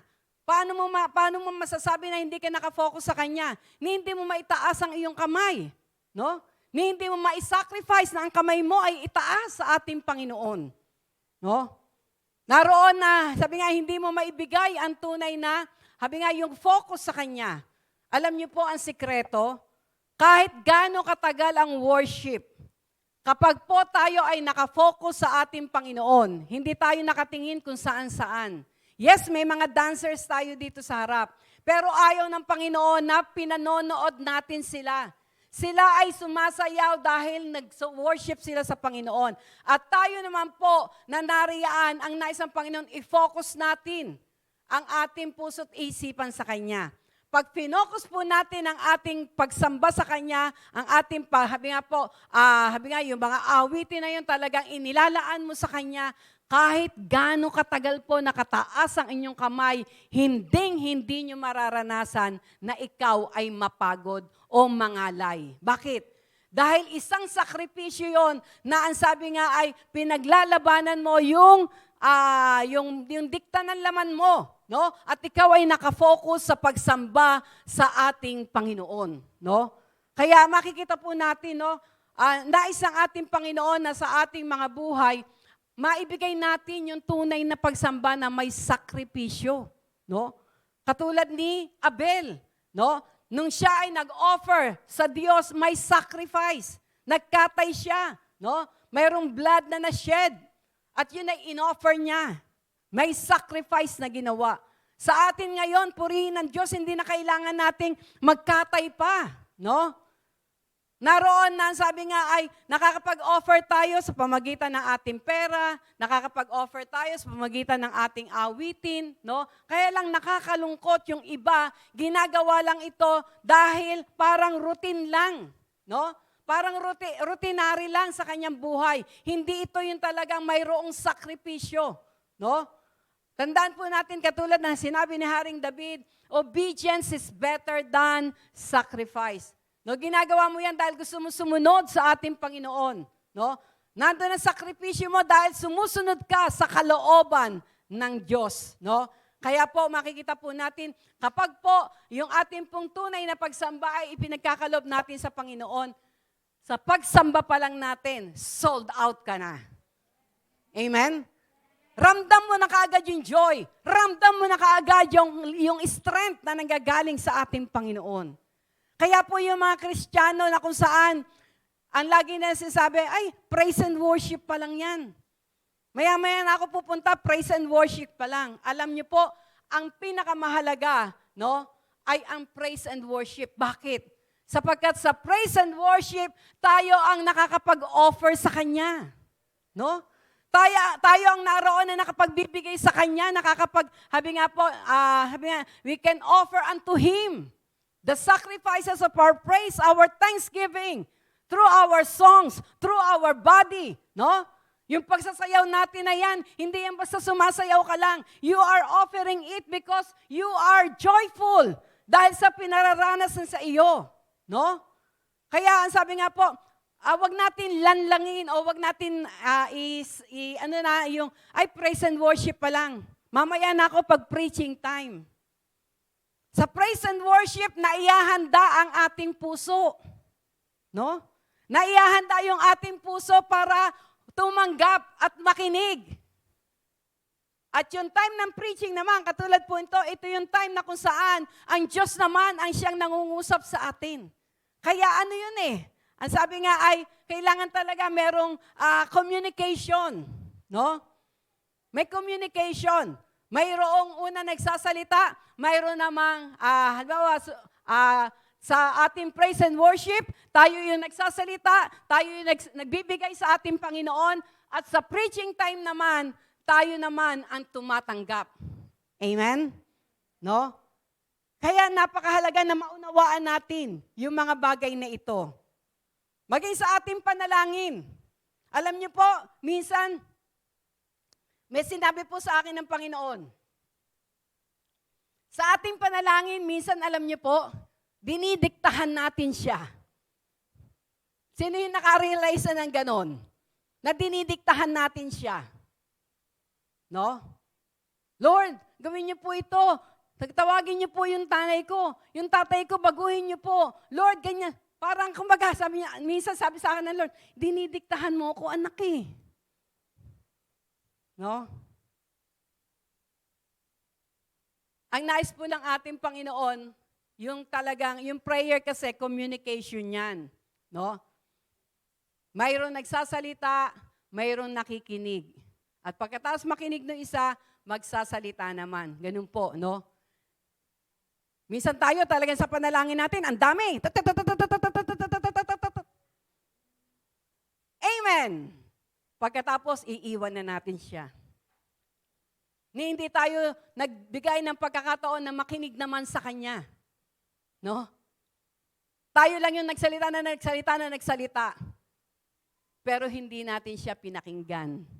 Kasi pagkatapos ng amen natin, umalis na tayo sa Kanyang presensya.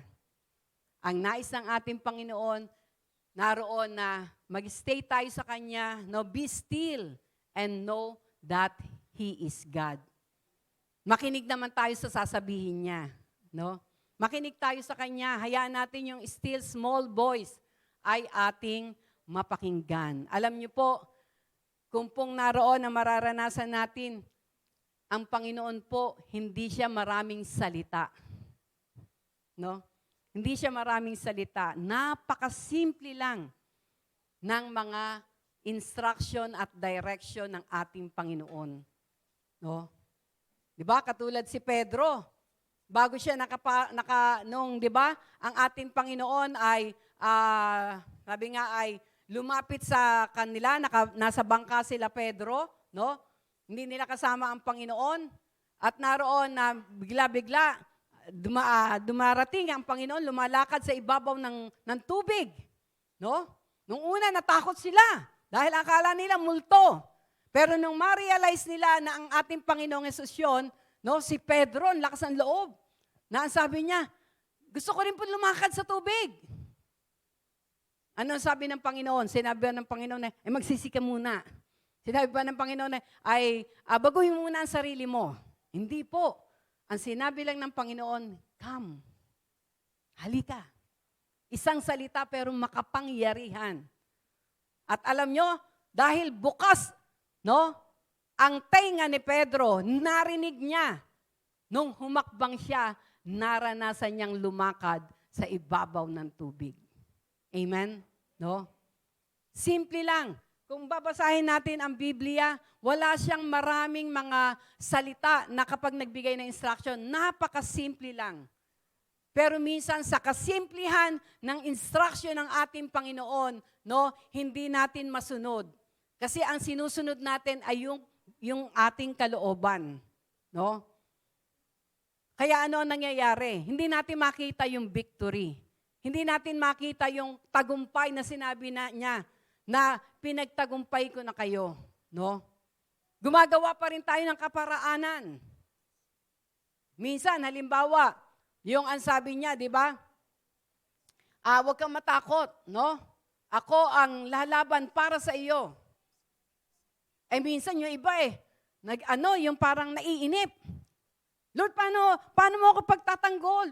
Pagtanggol mo na ako, Panginoon, no? Bigyan mo na siya ng sakit, bigyan mo na siya, yung ganun ba? Pero alam niyo po, ang sabi nga ng ating Panginoon, ang kaparaanan niya higit sa ating kaparaanan. Let's learn to wait. Be still and know that He is God. Amen? No? Kaya purihin po ang ating Panginoon. Sige, palakpakan natin ang Panginoon. Amen. Sa oras pong ito, no, makikita po natin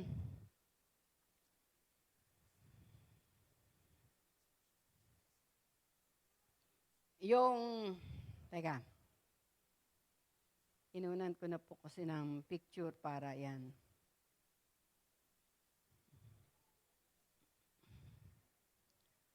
Mhm.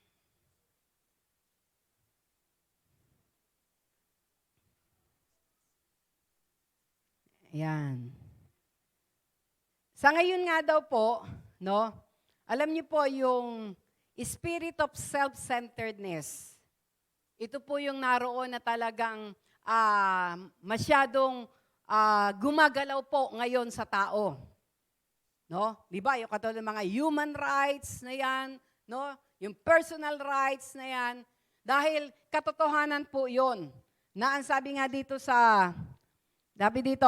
today in the day when individual rights is demanded, we see more and more division and disruption and turmoil within the family, sabi nga, structure. Dahil nakasulat to sa Matthew 24:10-12. No? Tingnan natin. Matthew 24:10 and 12. Yan. And then, ang sabi dito, and then shall many be offended, and shall betray one another, and shall hate one another. 11. And many false prophets shall rise, and shall deceive many. 12. And because iniquity shall abound, the love of many shall wax cold. No? Sa huling panahon daw po, at ngayon na po ang huling panahon, marami po, no? Marami po na, sabi nga po, yung panliling lang ng kaaway, yung self-centeredness, ito po yung naroon na nagiging bunga, no? Na ang sabi nga po ay doon sa verse 10, makikita natin, no? Naroon na sabi nga ay marami ang nalilinlang yon. Sabi, many will be offended, no? Konting marinig lang, na-o-offend na kaagad, nasasaktan na kaagad, no?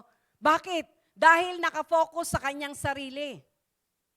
Kapag ikaw ay laging nakafocus sa sarili mo, nandun yung self-centeredness mo, walang salita na hindi ka ma-o-offend. Offended ka kaagad. Isa pa lang, sabi nga ay, ang tag to, sign na you are, sabi nga, nandun ka doon sa self-centeredness kapag lagi kang na-o-offend. No? Pag lagi kang na-o-offend, bakit? No? Dahil nakafocus ka doon sa sarili mo. No? Pero kapag hindi ka nakafocus, parang, di ba, katulad ng sinabi nga ni Pablo, no, na siya'y patay na sa kanyang sarili, kapag patay yon, katulad nga ni Pastor Lito ngayon, kahit na ano pa ang sabihin mo sa kanya, kahit na, sabi nga, murahin mo siya, kahit sabihin mo pa yung mga pangit na naroon na ginawa niya, palagay niyo ba magre-react siya? Hindi, di ba? Kasi patay na nga siya sa sarili. No? Pero kapag hindi tayo patay sa sarili at nandun pa rin yung self-centeredness, makikita natin, di ba? Sabi nga, many will be offended. Ito yung nangyayari ngayon, no? Sa last days, no? Mag-uumpisa yun na, sabi nga, konting salita, ma-o-offend ka. Konting marinig mo lang, naroon na nasasaktan ka, no? And shall betray one another, and shall hate one another, no? Pumapasok na, unti-unti na. No? Unti-unti na kapag nasaktan ka, nabibitray mo na yung kapwa mo, na nagagalit ka na sa kanya. No? Kaya ang sabi nga, ito yung mangyayari on the last days. Sa 11 uli, ang sabi ganon, and many false prophets shall rise and shall deceive many. No? Naroon na yung spirit of deception. Pumapasok na. At dahil doon, ang sabi doon sa verse 12, the love, no? And because iniquity shall abound, the love of many shall wax cold. Kaya marami daw yung nanlalamig sa ating Panginoon. no? Ang pinakabunga pala nito, ang pinaka-source o yung naroon na sabi nga pinaka-root cause ay yung self-centeredness.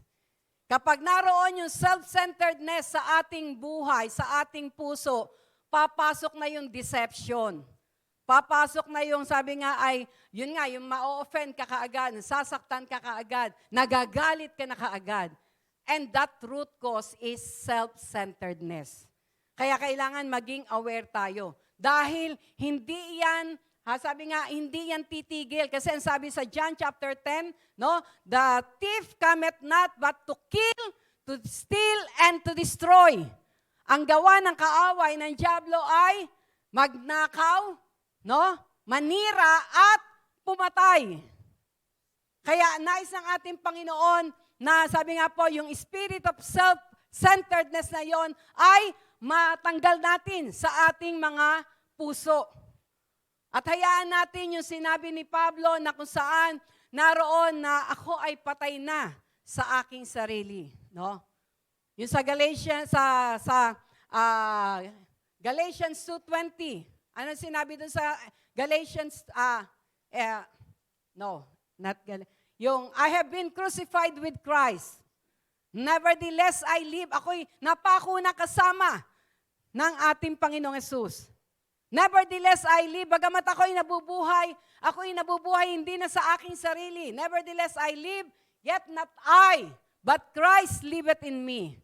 And the life which shall not live in the flesh, I live by faith in the Son of God who loved me and gave Himself for me. Ibig sabihin, hindi ka na nakapokus sa sarili mo, kundi ikaw ay nakafocus sa ating Panginoon. Amen? No? Doon lamang tayo naroon na makakalaya sa self-centeredness. Kapag tayo ay nakafocus sa ating Panginoon. Kaya nga, di ba, ang sabi sa Hebrews chapter 12 verse 2, no? Look unto Jesus, the author and the finisher of our faith. Talagang sa Kanya tayo. Sa panahon na ito, kailangan po naroon na sabi nga sa ating mga buhay, talagang focus tayo sa pag-ibig ng Panginoon, focus tayo doon sa kamanghamanghang gawa ng ating Panginoon. Huwag na tayo mag-focus sa ating mga sarili, no? Sabi nga, while this society of self-centered men and women are demanding how they are to be treated, the Bible emphasizes our duty as Christian to first God and then to one another, no? Bilang Kristiyano daw, naroon na mag-focus tayo una sa ating Panginoon at doon sa nais niya na gawin natin para sa iba. At ang sabi nga po, law of self-centeredness destroy all sorts of relationship. Ang self-centeredness daw, ito ay i-destroy niya, wawasakin niya lahat ng klase ng relasyon. Relasyon sa pamilya, relasyon sa asawa, relasyon sa kapatid, relasyon sa community, no? Ang pinaka-reason pala ay yung self-centeredness, no? Yung lagi kang nakatingin sa sarili mo, no? Yung talagang naroon na sabi nga ay lagi mong nire-reason, lagi mong pinagtatanggol ang sarili mo. Alam nyo, gusto ko lang pong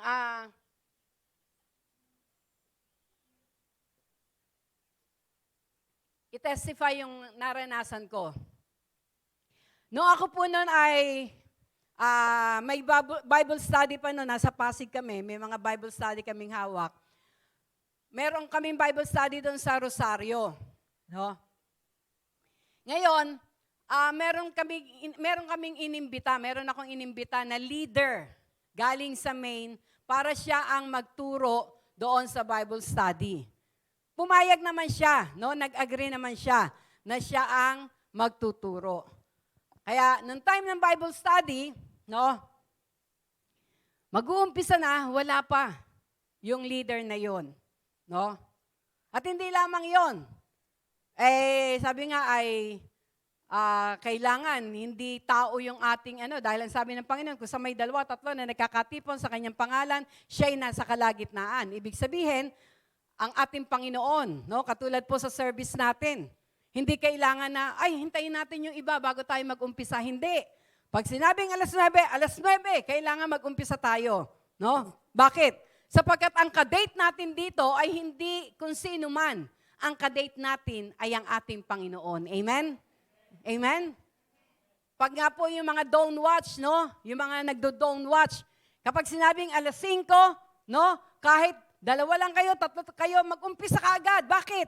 Hindi naman yung ang kadate nyo ang ating Panginoon. No? Kaya kami po doon sa group namin, pagdating ng 5:00 sa ayon sa gusto, kahit 2 lang kami, 3 lang kami, nag-uumpisa kami. Bakit? Alam namin na naghihintay sa amin ay ang ating Panginoon. At ang pinakamahalaga dito, may pangako siya. Kung saan may 2 o 3 na nagkakatipon sa kanyang pangalan, tiyak, naroon siya sa kalagitnaan. Amen? Kaya hindi baliwala ang ating gagawin na don't watch, kahit 2 lang kayo. Bakit? Nandun ang presensya ng Diyos No, di ba? Kaya, yun po, no? At dahil doon, nag-umpisa na kami, no? Kasi time na, kailangan mag-umpisa na kami, no? Hanggang sa naroon na, kailangan ko na magturo, kasi wala pa rin siya. Alam niyo, dumating, matatapos na. At dahil doon, bigla pong pumasok yung self-centeredness sa puso ko. No? Na parang nasabi ko, hindi kumot leader ka. No? Sa sarili ko lang po yun, hindi kumot leader ka, ay pwede mo nang gawin yan na dadating kang late. No? Hindi mo pahahalagahan ang gawain ng Panginoon. Ganun na po yung tumatakbo sa akin. No? Alam nyo, hindi ko siya pinagsalita. Kahit alam ko, galing pa siya Maynila, hindi ko siya pinagsalita. Kasi parang naano ko na sabi nga ay, hindi niya pinahalagahan yung gawain. No? At dahil dito, kahit closing prayer, kahit na yung pagbati, hindi. Basta talagang hindi ko siya binigyan ng pagkakataon na makatayo. Dahil para sa akin, hindi niya pinahalagahan ang gawain ng Panginoon. Late na siyang dumating. No? Dahil dito, nakarinig ako ng mga salita. Bakit ganun si Sister Stella? Sabi ganun. Hindi man lang kahit pabatiin yung ganun. Talagang meron ako narinig na mga ganun. Habang nakakarinig ako, lalong parang tumitigas yung puso ko na yung sabi ko, siya ang may kasalanan. Yung ganun ba? Panay ganun ang ko, no? Hindi ko namalayan, dumarating sa punto na lalo ako nagkakaroon ng galit doon sa leader na yon dahil doon sa ginawa niya.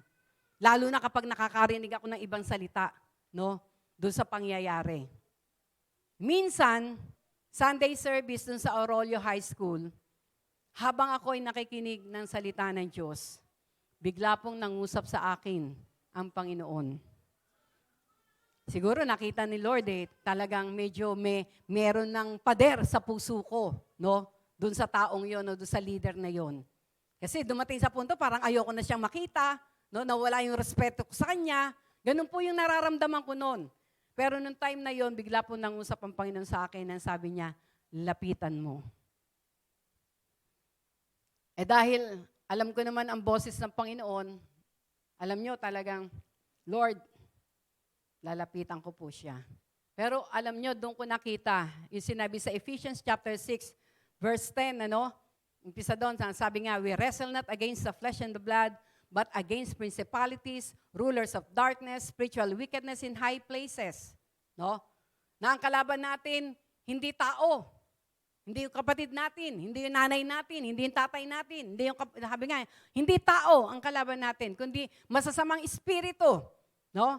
Yun nga, espiritu ng galit, espiritu ng self-centeredness, yung espiritu na yon ang ating kalaban.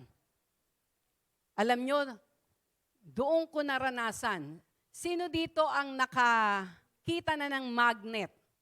Yung parang yung pahaba, hindi yung mga bilog na magnet, yung pahaba na merong North Pole, North at saka South.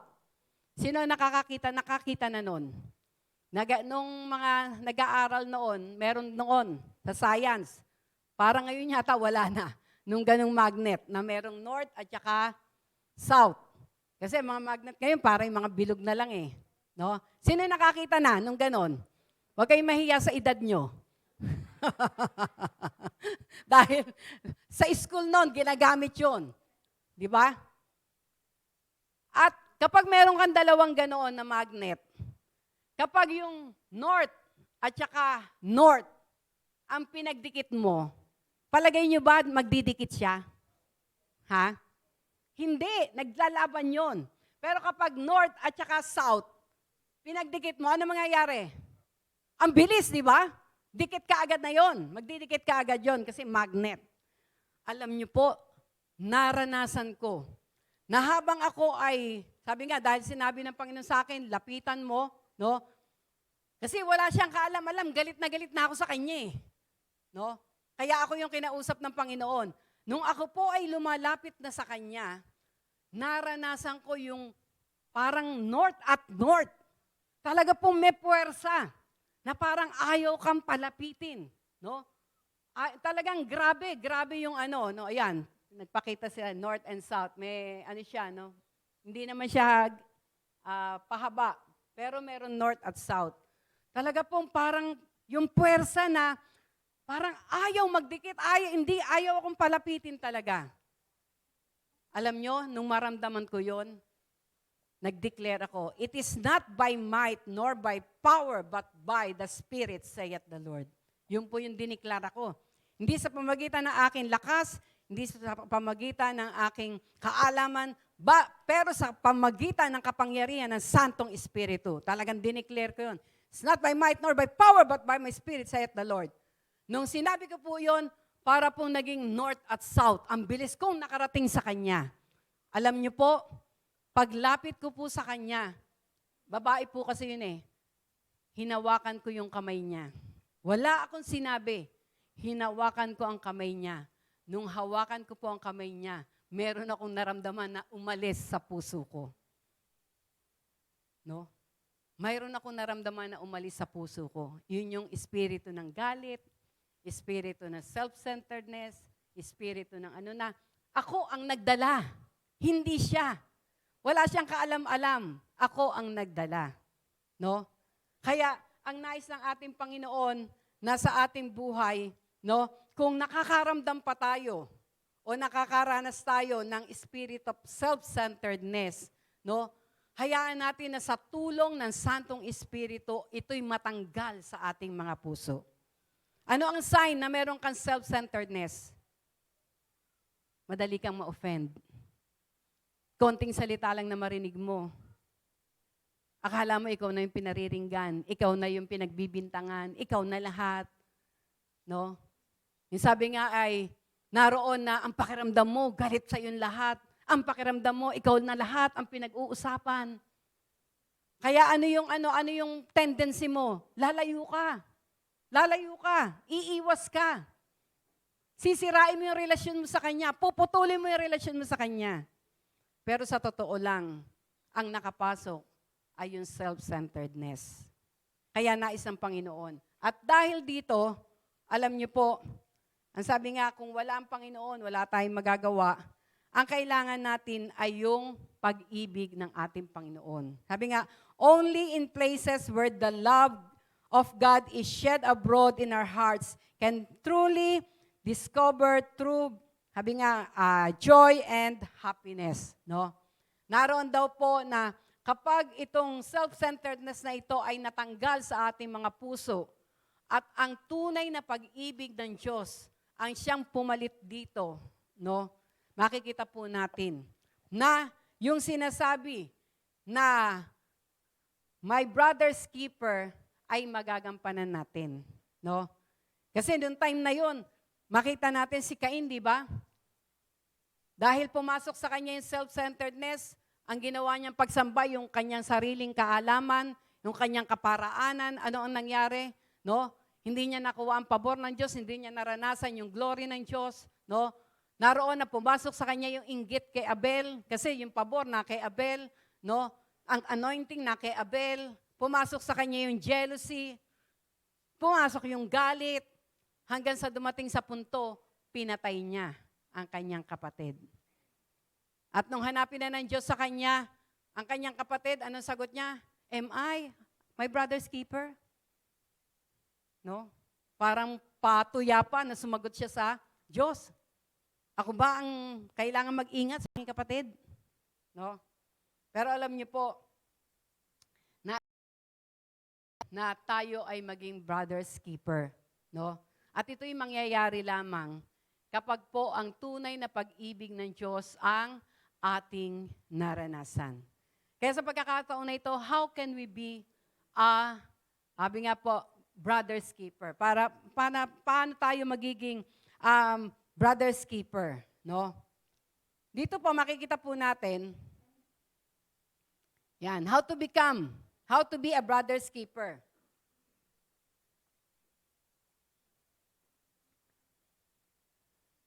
Kung babasahin po natin sa 1 Corinthians chapter 9, verse 19 to 23.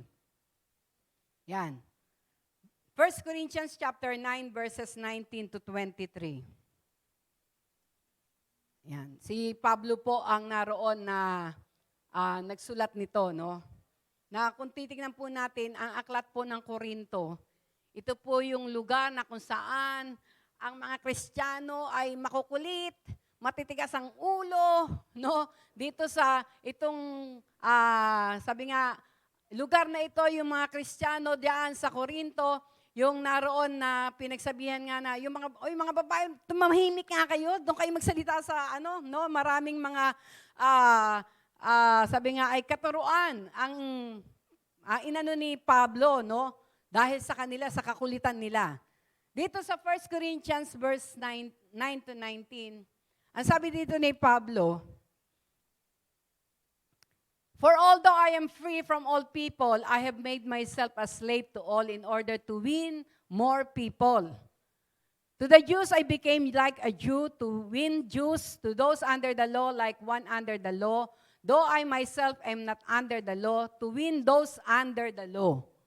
To those who are outside the law like one outside the law, not being outside God's law, but under the law of Christ, to win those outside the law. To the weak I became weak in order to win the weak. I have become all things to all people, so that I may by all means save more. Now I do all this because of the gospel, that I may become a partner in its benefits." No? Makikita po natin dito, no, na si Pablo, para makip niya, para maging brother's keeper siya, no?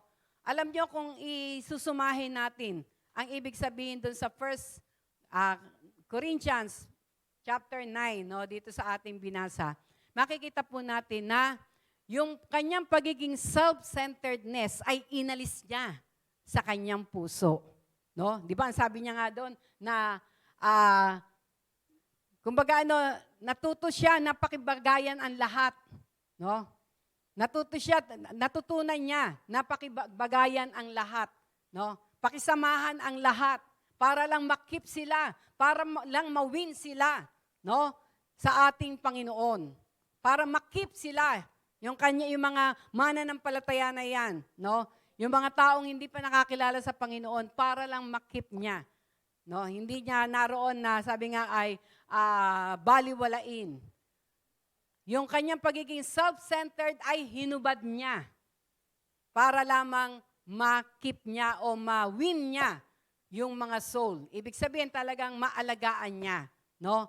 Kasi may mga times talaga na merong makukulit, no? Merong matitigas ang ulo, pero yung pagkakataon na yan, ang sabi niya nga, para magawa niya na hindi sila naroon na mapabayaan, natuto siya. Natuto siyang magpakumbaba. Di ba? Ang sabi niya nga ay natuto siyang makibagay doon sa mga Jews, doon sa mga without law, no? Doon sa mga mahihina, no? Natuto siya. Nangyari lang yon dahil inalis niya yung self-centeredness niya. No? Yung kanyang pagiging self-centered. At hinayaan niya na ang pag-ibig ng Panginoon ang siyang manguna sa kanyang buhay. Kaya makikita po natin dito, no, para daw tayo ay maging brother's keeper, ang sabi dito, una, ang sabi nga, we must love them with Christ's love. Kailangan daw po naroon na mahalin natin sila, no, yung ating mga kapatid, yung mga kaluluwang naliligaw pa ng landas ng pag-ibig na nanggagaling sa ating Panginoon. Hindi nanggagaling sa atin. No? Kasi pag nanggagaling sa atin, ay madali tayong mainis. No? Madali tayong manawa. Madali tayong naroon na mawala yung pasensya. Lalo na kung yung kapatid mong yon ay naroon na talagang napakatigas ang ulo, no? Hindi mo mapagsabihan. Madali tayong mawala ng pasensya. Pero sabi nga, to be a brother's keeper para sa kanila, we must love them with Christ's love. Katulad ng ginawa ng ating Panginoong Jesus. Diba? Ang sabi nga sa Philippians chapter 2 verses 1 to 4, ang sabi nga noon, therefore, if there is any consolation in Christ, if any comfort of love, if any fellowship of the Spirit, if any affection and mercy, fulfill my joy by being like-minded, having the same love, being of one accord, of one mind. Let nothing be done through selfish ambition or concern, but in lowliness of mind, let each esteem others better than himself. Let each of you look out not only for his own interest, but also for the interest of others. No? Ibig sabihin, talagang kailangan kalimutan mo yung iyong sarili. No? Alisin mo yung, sabi nga, yung self-centeredness na yon para daw naroon na maging brother's keeper tayo. Na hindi yung interest natin ang ating habulin, kundi yung interest ng iba para sila ay maipalapit sa ating Panginoon. Katulad ng ginawa ng ating Panginoong Jesus. No? Siya ang una nating example. Siya na isang hari, sabi, di ba? He's the King of Kings, the Lord of Lords, nakaupo siya sa trono ng kanyang kalwalatian dun sa langit. Pero, ang sabi sa Philippians chapter 2, hinubad ang kanyang pagka-Diyos, nagkatawang tao, no? Naroon na sabi nga ay namuhay kasama ang tao at kung titignan natin, hindi siya namuhay na parang isang hari, hindi siya nabuhay na sabi nga ay isang marangya na laging katulad ng ginagawa ng mga sabi nga ay mga king dito sa lupa, no? Na laging nakasuot yung robe, nakasuot yung kanilang mga ang tawag dito, crown, no? Para bang hindi madapo ang ano, no? Pero ang ating Panginoon hindi po, hinubad ang kanyang pagka-Diyos. Nagkatawan tao, nakisama sa atin, nakisama sa tao. Ang mahirap dito, lahat ng hirap, lahat ng ano, ay dinanas niya pa sa tao. Pero hindi yon naging dahilan para hindi niya gawin yung kanyang pagkakatawag o pagkakapili na tayo ay iligtas. No? Kaya makikita po natin, mangyayari lamang na tayo ay maging brother's keeper if we will love them with the love of Christ. Kaya napakahalaga po noon, no? Na ang pag-ibig talaga ng Panginoon ang maranasan natin. Dahil kapag wala ang pag-ibig ng Panginoon, hindi tayo naroon na makakapagpatuloy, no? Konting may marinig lang tayo, aayaw na tayo. Halimbawa, may hinahawakan ka, konting hindi ka lang masunod o hindi lang mag-give up ka, no? Kaya sabi nga, we must love them with the love of Christ. At ang sabi pa dito, kung itutuloy natin yung Philippians chapter 2, no? Ang sabi doon sa 5 to 11, let this mind in you which was also in Christ Jesus. Let this mind be in you which was also in Christ Jesus, who being in the form of God, ito yung sinasabi ko sa inyo kanina, did not consider it robbery to be equal with God, but made himself of no reputation, taking the form of a bondservant. No? Nabuhay daw siya dito bilang bondservant, hindi hari. Kung tutusan, hari na mga hari siya. Pero nabuhay siya as a bondservant, bilang alipin. And coming in the likeness of men, and being found in appearance as a man, he humbled himself and became obedient to the point of death. Naging obedient daw ang ating Panginoong Jesus. Doon sa hanggang kamatayan. No? Ito yung inaalala natin tuwing mahal na araw. Na ang ginawa ng ating Panginoon, no, naroon na sabi nga, hinarap niya ang kamatayan. Hinarap na niya yung mga, sabi nga, nagpahirap sa kanya. na nung siya ay nakapako na doon sa krus ng Kalbaryo, makikita natin, no, walang ibang lumabas pa sa kanyang bibig, kundi ang sinabi niya, Father, forgive them, for they do not know what they are doing. No, makikita niyo lahat na ng hirap, lahat ng sakit, no? May dumura sa kanya, merong naroon naglatigo sa kanya, naroon lahat na ng hirap pinadarana sa kanya, pero ang lumabas pa rin sa bibig ng ating Panginoon, patawarin mo po sila.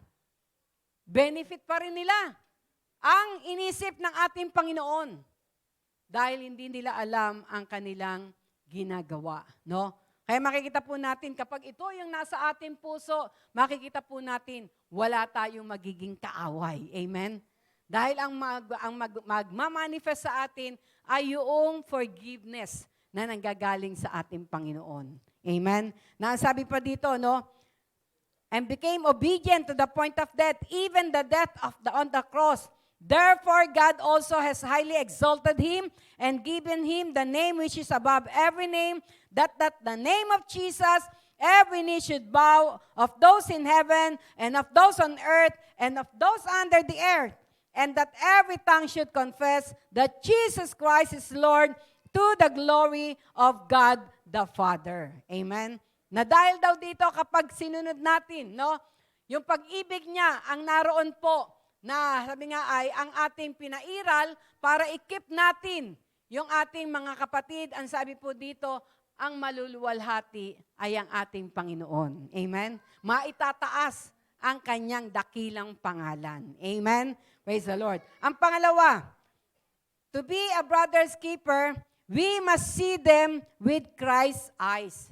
Kailangan daw makita natin sila sa pamagitan ng mata ng ating Panginoon. Katulad nga ng tema natin ng last month, no?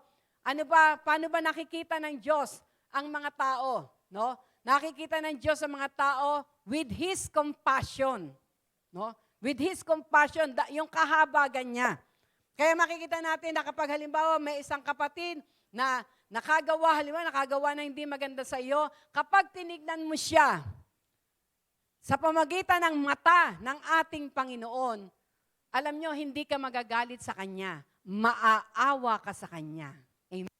Maaawa ka sa Kanya. Dahil alam mo na kung sa Kanya lang mismo, ayaw niyang gawin yon, no? Pero dahil sa dikta ng kaaway, nagawa niya yon. Kaya anong mararamdaman mo kapag ang tingin mo sa Kanya ay paningin ng ating Panginoon? Hindi galit. Hindi paghihiganti. Ang mararamdaman mo sa Kanya ay kahabagan. No? Kahabagan. Lalo kang mahahabag sa Kanya. Lalo kang maaawa sa Kanya. Kaya ano ang gagawin mo? Ikikip mo siya. No? Ikikip mo siya. At ang pangatlo na naroon na para tayo ay maging, sabi nga, brother's keeper, we must touch them with Christ's touch.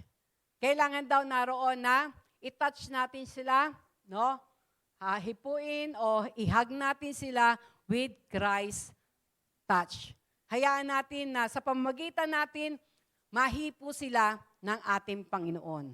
At makikita po natin yung kaibahan na kahit galit na galit siya sa iyo, kapag nalapitan mo siya at ang hipo ng Diyos ang kanyang naranasan, yung galit pong yun ay matatanggal. Amen?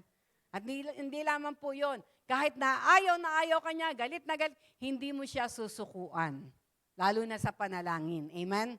No? Kaya ito po yung mga katotohanan na nais ng ating Panginoon. To be a brother's keeper. No? To be a brother's keeper. Dahil ito po ang mahalaga ngayon. Marami ang manlalamig sa pananampalataya. Marami ang tatalikod sa ating Panginoon.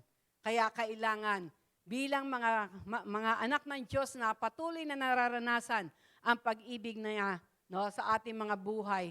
Sabi nga, ipakita natin to, ipadama natin sa kanila, no? Sa pamagitan ng pagkikip sa kanila, sa panalangin, no, wag natin silang sawaan na ipanalangin at idulog sa ating Panginoon, no? Kaya sa umaga pong ito, sabi nga po, apart from Him, we can do nothing. Isang katotohanan, kung wala siya, kung walang pag-ibig niya, hindi natin to kaya. Kaya, naisin natin, hilingin natin sa Panginoon na sa umaga pong ito, punuin niya ang ating mga puso ng pag-ibig niya na gayon na lamang. Amen? Amen? Tumayo tayong lahat.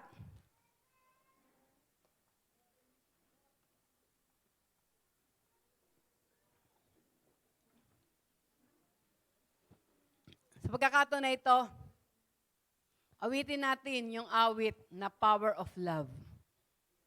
No? Yung power ng kapangyarihan ng pag-ibig ng Panginoon, yung gayon na lamang na pag-ibig ng Diyos. Na sinabi doon sa John 3:16, "For God so loved the world that He gave His only begotten Son, that whomsoever believeth on Him will not perish, but have everlasting life." No? Kailangan natin po ito, yung kapangyarihan ng pag-ibig ng ating Panginoon, that we may be a brother's keeper. Amen? Kaya awitin natin to bilang panalangin natin. Praise the Lord sa umaga pong ito. Hallelujah. Thank you, Father. The power of love. Amen. Lumapit tayo ngayon sa ating Panginoon. Magpakumbaba tayo sa Kanya. Aminin natin na kung wala siya, wala tayong magagawa. Yes, oh God.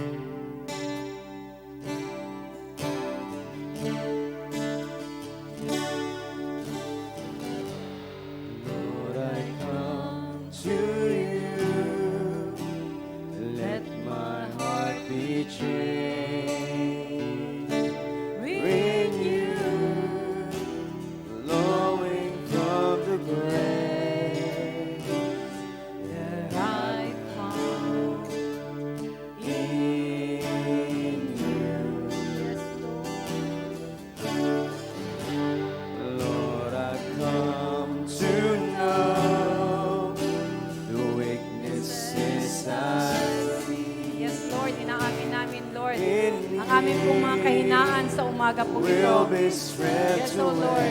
Alisin niyo po ito, Panginoon, sa kapangyarihan ng inyong pag-ibig, Panginoon. By the power Yes, of oh your Lord. love. Amen. Yes, oh Lord. Hallelujah. Hold me close. Let your love surround me. Bring me near. Draw me to your side.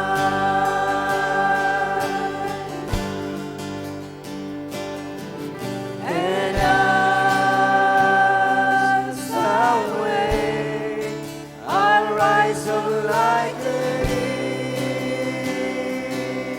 eagle, and I will soar with you. Your spirit leads me on by the power of your love. Amen. Lord, renew my Lord, Veil my eyes, Lord. Alisin niyo po, Panginoon, ang mga nakatakip sa aming mga mata, Panginoon. Yes, oh Lord. to face the knowledge of your love as you live in me.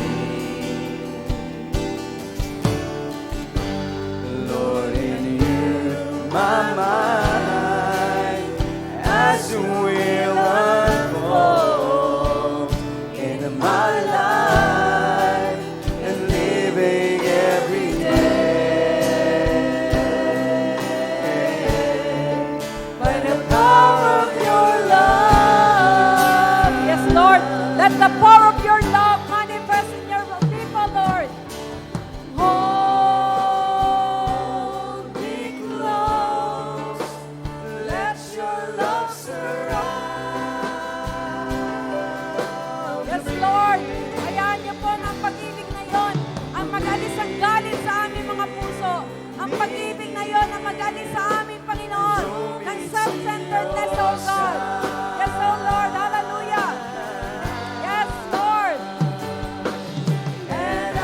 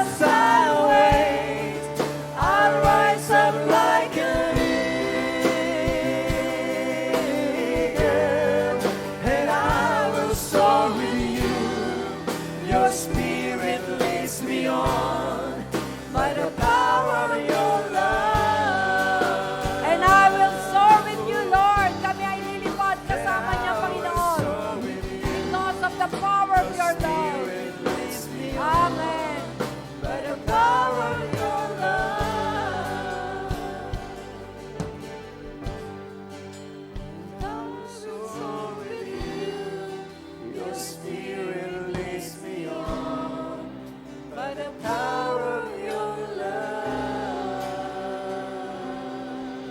Yes, Lord. Let the power of your love, Lord, ang kumilos sa aming mga puso. Ang kapangyarihan ng pag-ibig nyo, Panginoon, na magtanggal ng galit sa aming mga puso. Ang magtanggal, Panginoon, ng offensive spirit, Lord, sa aming mga puso. Lord, ang pag-ibig nyo mag-alis ng self-centeredness sa aming mga puso. Yes, oh Lord, anumang mga bagay pa, Panginoon, ang nagpapahirap sa amin, Lord, let the power of your love, Lord, ang siyang naroon, Panginoon, bumalot sa puso ng inyong mga anak sa oras na ito. Yes, oh Lord, that we may be a brother's keeper. Lord, kailangan muna namin, Panginoon, na maranasan ang pagkikip niyo sa amin, Panginoon, upang maging, Lord, keeper kami sa aming mga kapatid. Yes, oh Lord, thank you, Lord. Yes, Lord, hallelujah. Makipag-usap po tayo ngayon personally sa ating Panginoon. Open your heart. Open your heart to our God. He is listening. Siya ay nakikinig. Yes, oh Lord. Thank you, Lord. Yes, Lord. Let the spirit of deliverance, oh God. Let the spirit of freedom, Lord, to worship you, Lord, ang amin pong maranasan. Thank you, Lord, for your love. Thank you for the power of your love, O Lord. Thank you for the power of your love. Kung paano po kayo nabuhay na magmuli, Panginoon. Pinakita niyong kapangyarihan niyo, Lord, sa muling pagkabuhay niyo, Lord. Gayon din, O Diyos, kalakip ng muli niyong pagkabuhay ang kapangyarihan ng inyong pag-ibig, Panginoon. Maraming po salamat sa umaga pong ito. Help us, Lord, to do your will. Help us, Lord, to be a brother's keeper, Lord. Habang patuloy naming nararanasan ang pag-ibig niyo na gayon na lamang, ito po yung mag-umapaw, Panginoon, at maparanas din namin sa aming mga kapatid, sa aming mga asawa, sa aming mga magulang, sa aming mga, Lord, nakapaligid sa amin. Let the power of your love, O God, ang siyang kumilos sa aming mga buhay. Maraming po salamat. We honor you today. We bless you, we praise you, and we adore you. In Jesus' name, amen and amen. Praise God.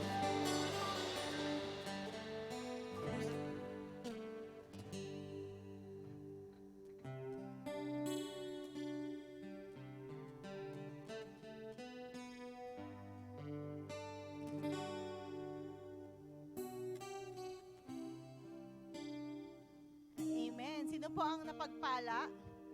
Amen. Lahat po tayo ay blessed. Ayan. Declare po natin yan. Declare po natin yan sa ating buhay. We continue to declare. There's a power in declaration. Amen. Huwag po natin sabihin na wala tayo. Huwag natin sabihin na yung mga negative things. Kasi sabi nga, no, what we confess, we will possess. So we must confess positive things. And yun nga po, isa rito ay ang pagiging blessed. Amen? We are blessed. And because we are blessed, we also be a blessing to others and to the church. Amen? We must continue to be a blessing.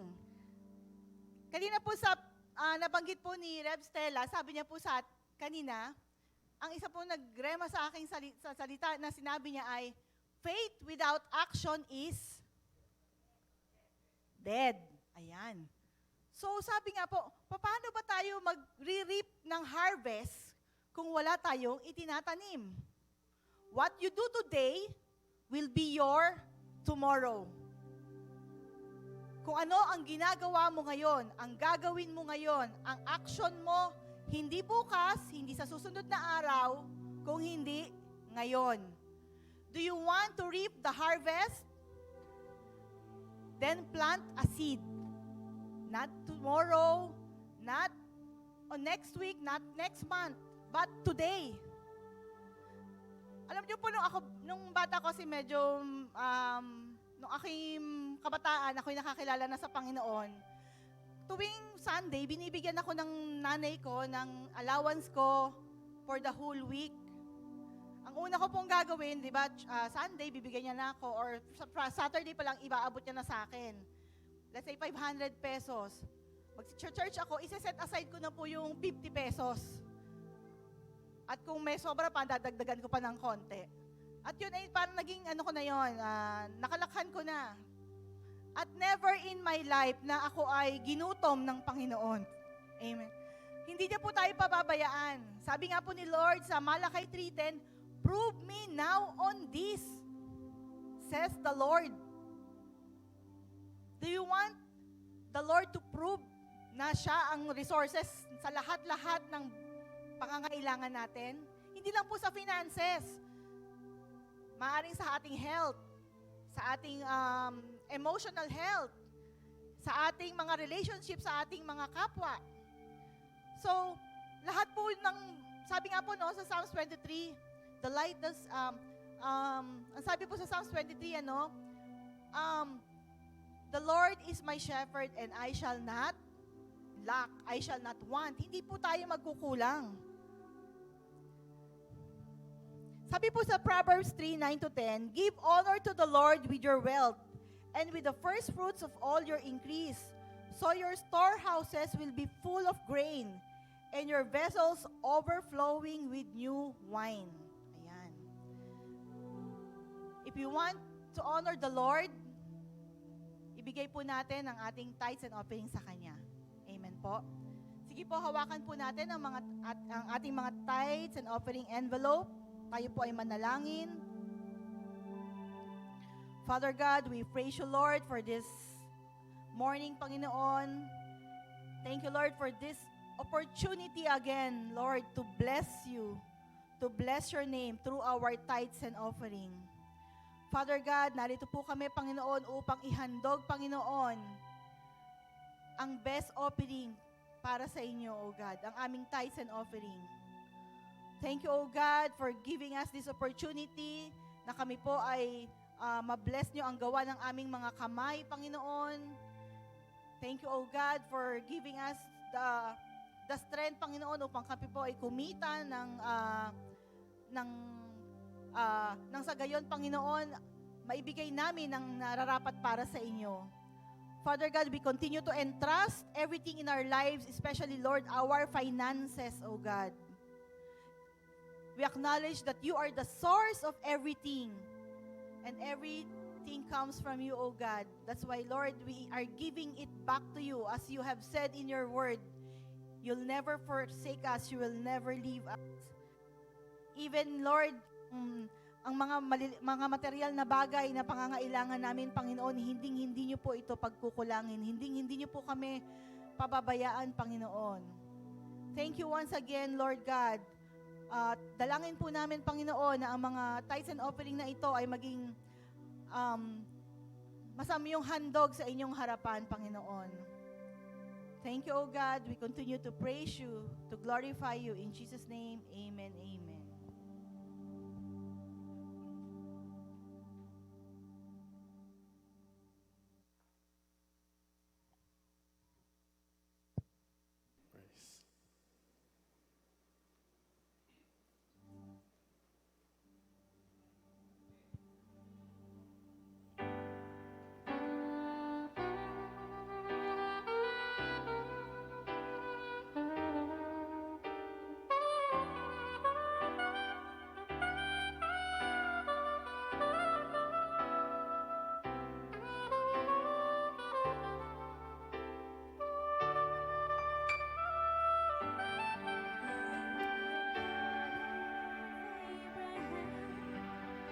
The God of Isaac, the God of Jacob, my God.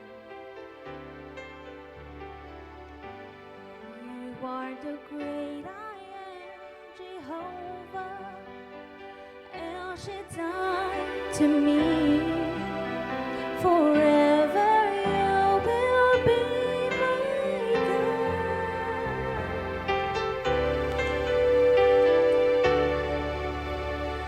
Worship you, my Lord.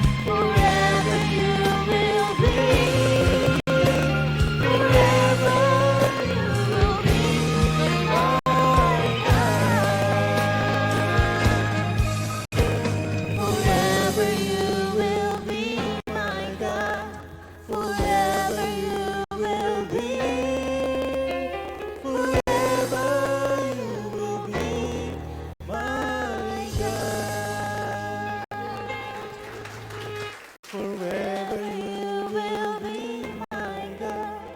Forever you will be. Forever you will be.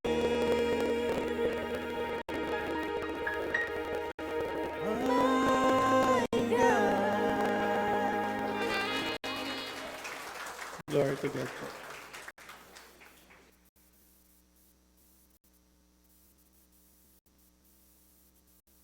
Pray. Level up pa. Kala ko sasayaw kayo. Kasi yun po yung talento nila mag-asawa, yung pagsayaw. Pero nakukuha na po ng anak nilang magdadalawang taon. Ano? Praise the Lord. At sa oras pong ito, magkakaroon po tayo ngayon ng gusto niyo po bang pagpalain kayo ng ating Panginoon? Gusto niyo po bang malugod ang Panginoon sa atin? Amen. Tayo po ay magkakaroon ng sacrificial offering. This is also one way na magagawa natin to be a brother's keeper. No? Sa pagkakataon na ito, alam natin, habi nga po, ang sitwasyon ngayon na kung saan ay, habi nga po, nangangailangan ang ating pong mga kapatid, no? Ang pamilya po ni Pastor Lito,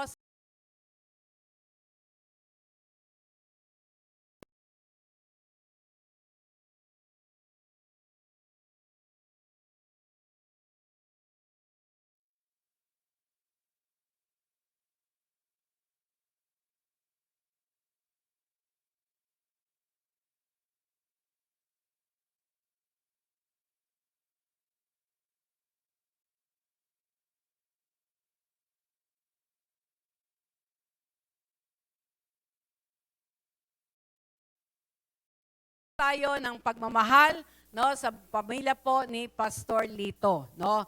Kaya sa pagkakataon na ito, tayong lahat ay yumukot, pumikit. Salamat o Diyos, sapagkat Lord, tinuturuan niyo kami ng mga kaparaanan upang kayo ay tunay na masamba namin, maluwalhati ang inyong banal na pangalan, katulad po ng special number, ng pag-awit na mag-asawa, Panginoon, para sa inyong kapurihan. Gayon din, O Lord, sa oras na ito, sa aming pong sacrificial offering na gagawin, Lord, hayaan niyo po na, Lord, matanggap namin ang ngiti niyo, Panginoon. Matanggap namin, Panginoon, ang pabor na nanggagaling sa inyo. At higit sa lahat, Panginoon, Lord, matanggap namin, Panginoon, ang yakap niyo sa bawat isa sa amin as we give our sacrificial offering, Lord, na magiging tulong namin, Panginoon. Maibabahagi namin, Lord, sa pamilya nila Pastora Mercy sa pagkakataon na ito. Marami po salamat sapagkat alam namin na dahil sa pag-ibig nyo na nag-uumapaw sa aming mga puso ngayon, Panginoon, ay makakapagbahagi kami sa oras pong ito. Salamat po, pinupuri ka namin, niluluwalhati, dinadakila sa pangalan ng aming Panginoong Yesus. Amen. Amen.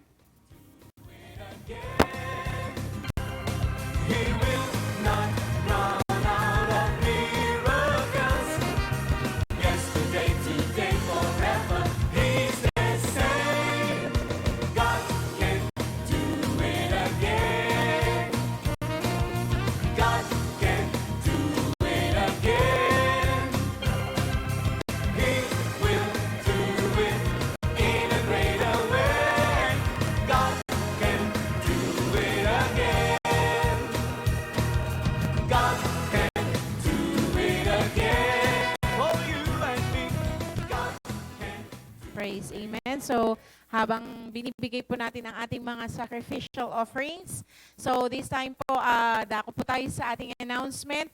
Ayan po, so, ang ating pong anniversary will be moved on June na po. Dapat, di ba po, nakaschedule pa tayo this May, pero dahil paalis po ulit sila Bishop, kaya po, mamumove po tayo ng June 10. So, magkakaroon po tayo ng additional 1 month of preparation para po sa ating anniversary.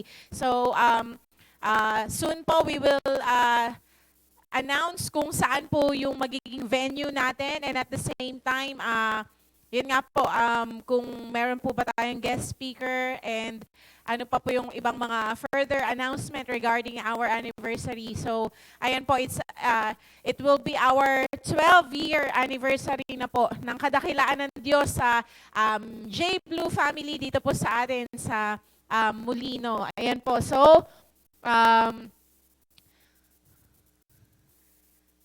ayan po. So, yung ating pong live streaming ng ating Tinig ng Pag-asa, Speak Live, midweek service ay resume na po ulit this week. Dahil, di ba po, Holy Week po nitong nakaraan, kaya wala po tayong mga in-air and wala rin po tayong midweek dito sa church. But, yun nga po, this week, resume na po ulit lahat. So, ang ating pong Speak Live ng Mondays and then Tinig ng Pag-asa po, Tuesdays and Thursdays at ating pong midweek, ngayon pong Wednesdays at sa darating pong Friday naman yung ating pong soaking. And ayan po yung ating pong mga online gatherings sa mga tatay po. 4 a.m. po sila, sa mga mothers naman po, 5 a.m. Ganun din po sa mga pastors. At yan po, again, don't forget to follow, like, subscribe our Jesus Be Lifted Up Church Facebook Facebook page po.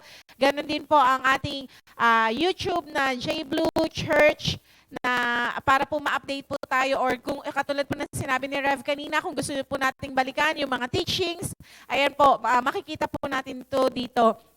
At now, another announcement po, ang ating pong mga mothers, please do prepare yung ating pong special number for next week. So, kayo na po, mga mothers na po ang naka-assign. So, ayan po, praise God dahil hindi na lang po mga worship team, lagi ang makikita natin pag special number. So, we're giving a chance din po sa iba nating mga ministries. Dapat po ngayon mga tatay, pero dahil hindi pa po sila nakakapag-gather or nakakapag-practice. Ayan po, kaya yung mag-asawa po ni Shalem tsaka ni Ihay ang ating nasabihan na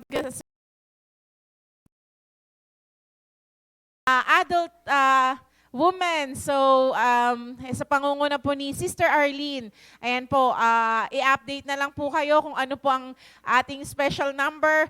Pero yun nga po, we still have 1 week to prepare. And another thing po,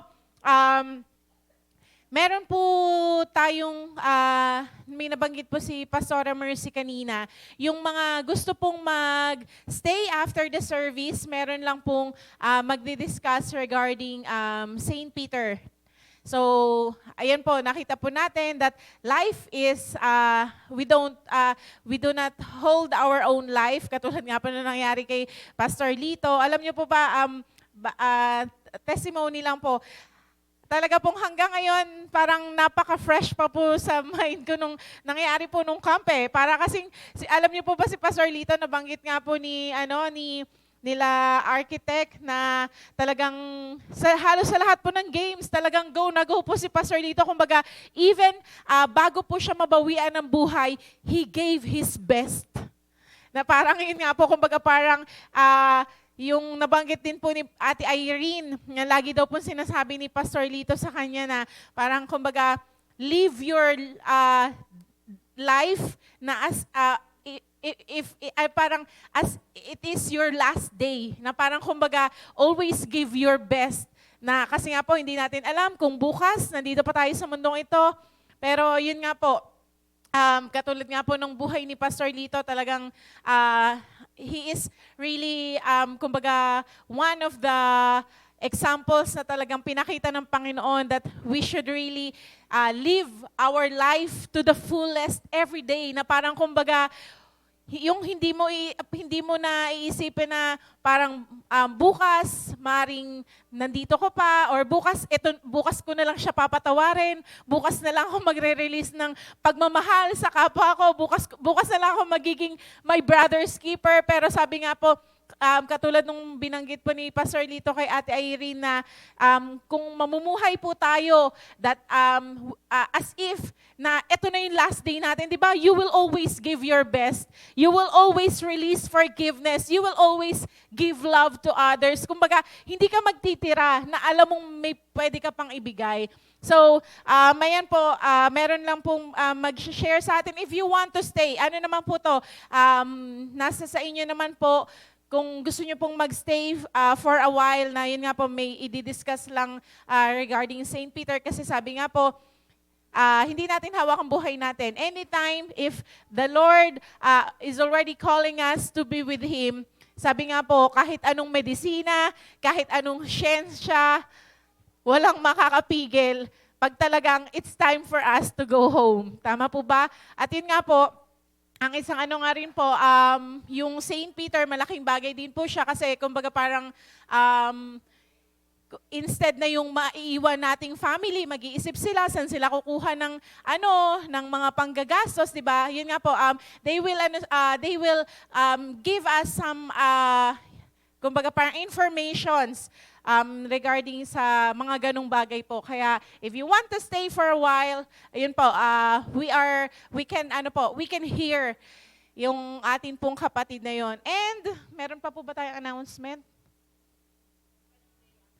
Sa ano pala po, sa Wednesday po, ang cremation po ni Pastor Lito, 10 a.m. So sa mga gusto pong makiramay sa huling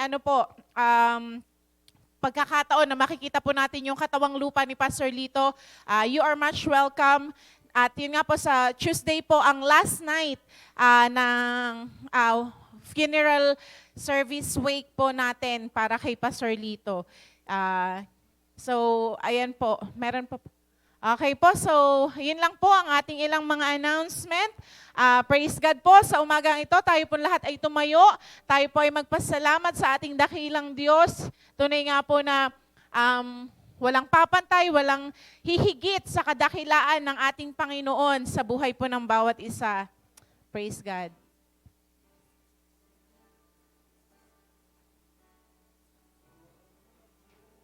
Puri at pasasalamat aming Diyos.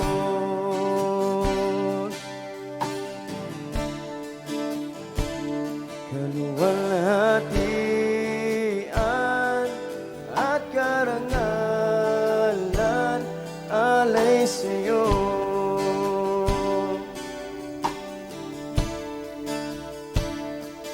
Narito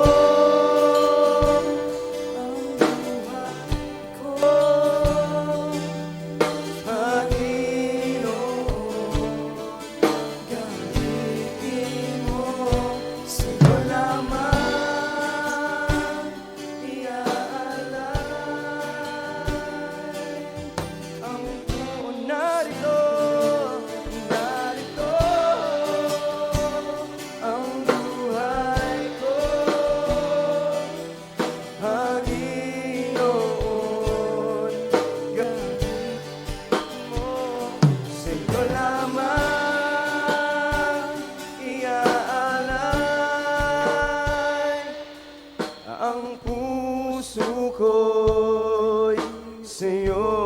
Ang puso ko sa'yo. Ang puso ko'y sa'yo. Ang puso ko'y sa'yo.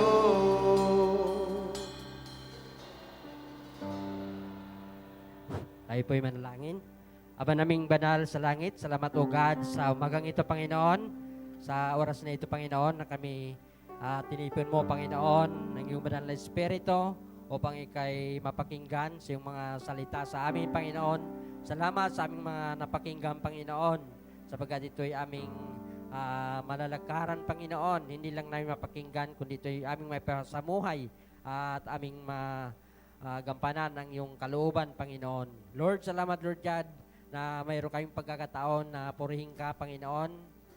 Salamat, Lord God, sa buhay na iyong pinagkakatiwala at pinahiram sa amin na ito'y magamit namin palagi, Panginoon, na nagpupuri at nagpapasalamat sa iyo, Panginoon. Lord God, salamat Lord God sa mga oras na ito, sa iyong mga salita na aming napakinggan sa katawan ni Rebistila, Panginoon. Patuloy siyang pagpalain, ingatan. Salamat sa wisdom, knowledge and understanding na iyong binibigay sa kanya, Panginoon, upang aming maunawaan ang mensahe na nagmumula sa iyo, Panginoon. Lord, salamat Lord God na tunay ngang Lord God, hindi lang ito aming matanim sa aming puso, Panginoon, bagkus ito ay aming mapamuhay, Panginoon, sapagkat sabi mo, Panginoon,